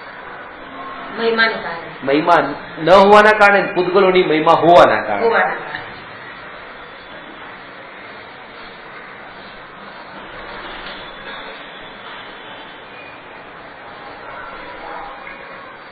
જેમ વેલ્યુ કરીએ છીએ કે આ 10 રૂપિયા છે, પછી આ વસ્તુ છે તો આ વસ્તુ 2000 રૂપિયાની છે, પછી આ 4000 રૂપિયાની છે, આ 10,000 રૂપિયાની છે, આ લાખની છે, 10 લાખની છે. આ બધાનું આપણે મૂલ્ય જાણીએ છીએ, પણ આ મનુષ્ય જીવન એ મફતમાં મળ્યું છે, એને મફતમાં માન્યું, એટલા માટે એની મહિમા નહીં આવી, પેલાની મહિમા આવી. એ 10ની નોટ પડતી હોય તેને બચાવવા માટે આમ નીચે હાથ લાંબો કરશે, એવા કરશે, 2 મિનિટ એમાં કાઢશે, એની મહિમા છે. પણ એને એમ નથી કે આ 2 મિનિટ મારી બગડી મનુષ્ય ભવની, એ તો આમે હતી, મફતની હતી. એવું વિચારે નથી કે બગડી એવું બગડી એ તો એની અંદરમાં એટલે જ વિચાર નથી, કારણ કે મફતમાં માની છે. એ બગડી તો એ જ માને જેને એમ માન્યું હોત કે આ અમૂલ્ય વસ્તુ છે. મને લાગશે કે આ 10 રૂપિયા બચાવે મારા કામમાં આવી જાય. હા, આ ટાઈમ સમયમાં સદુપયોગ કર્યો કે મારી દીકરી ભલે આના માટે કાઢી, બરાબર કાઢી છે. શું કે થયું?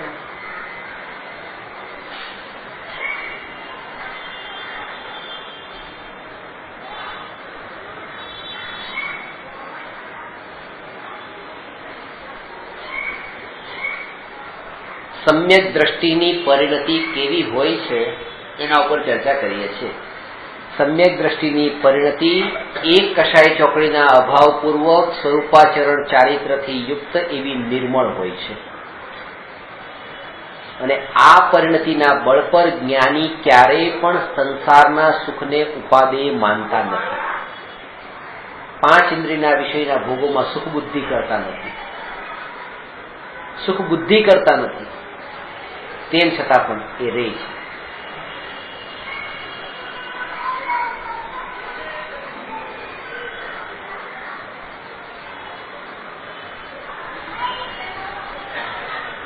ગ્રહસ્થની ભૂમિકામાં છે ને એટલા માટે. એટલે જે આ તમે કહ્યું કે આ માનો તમારી પાસે 1 કરોડ રૂપિયા હોય તો 1 કરોડ રૂપિયાને દાનમાં આપીને બીજા 5 કરોડ કમાવા જવું એ યોગ્ય નથી. 1 કરોડ રૂપિયા એમ કે તમે એમ કે વ્યાજ આપ મૂકી દે પછી એનું વ્યાજ આવીને તમારી જિંદગી નીકળતી હોય ને, જો આત્મસાધના તમે કરી રાખો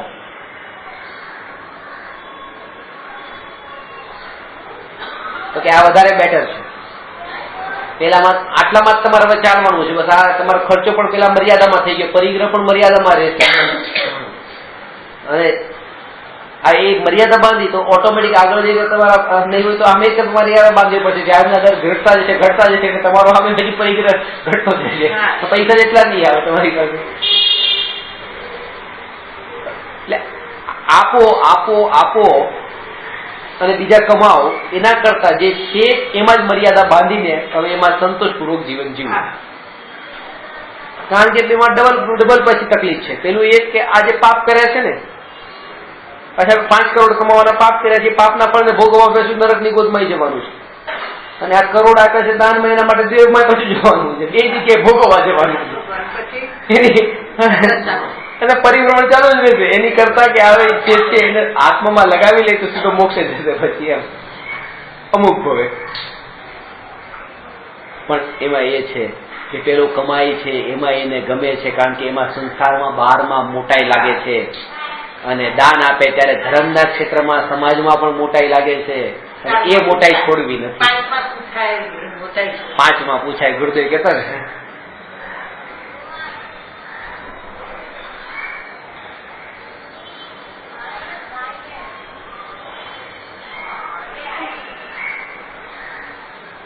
એટલે આના ઉપરથી કે હવે વેપાર કરે છે, દુકાન પર બેઠા છે, એ દુકાન પર એવી રીતે છે, બસ લોભ એવો તીવ્ર નથી. આ કશાય ભાવ છે ને આત્માનો આશ્રય છે, એટલા માટે આજે આટલો વેપાર થાય તો સારું, આટલો વેપાર થાય સારું, કઈ દુકાન પર જઈને બેઠા છે, જેમ હશે મુદ્દે અનુસારે ગ્રાહક આવે છે. આકુલતા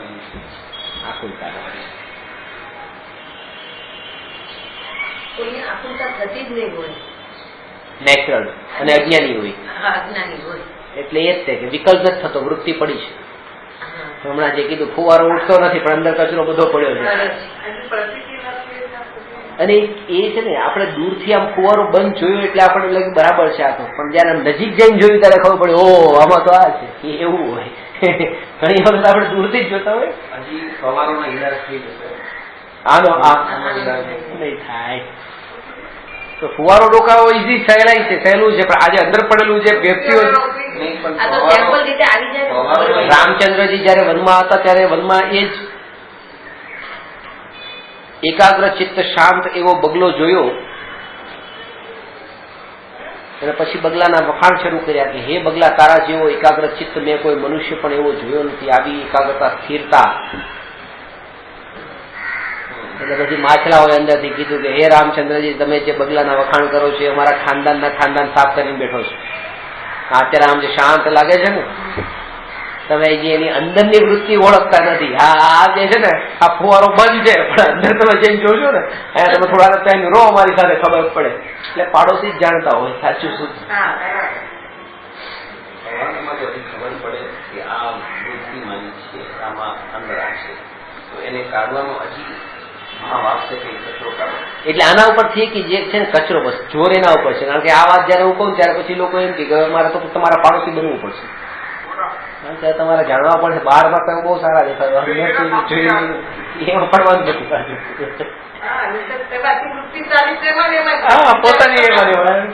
પોતાની પોતાના માટે પોતાના માટેની વાત. પોતાની વવારાની વૃત્તિ જોવાની શક્તિ છે.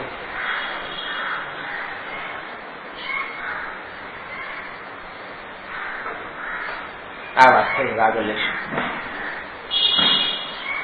નમો અરહંતાણમ નમો સિદ્ધાણમ નમો આયરિયાણમ નમો ઉવજ્જાયાણમ નમો લોએ સર્વસાહુ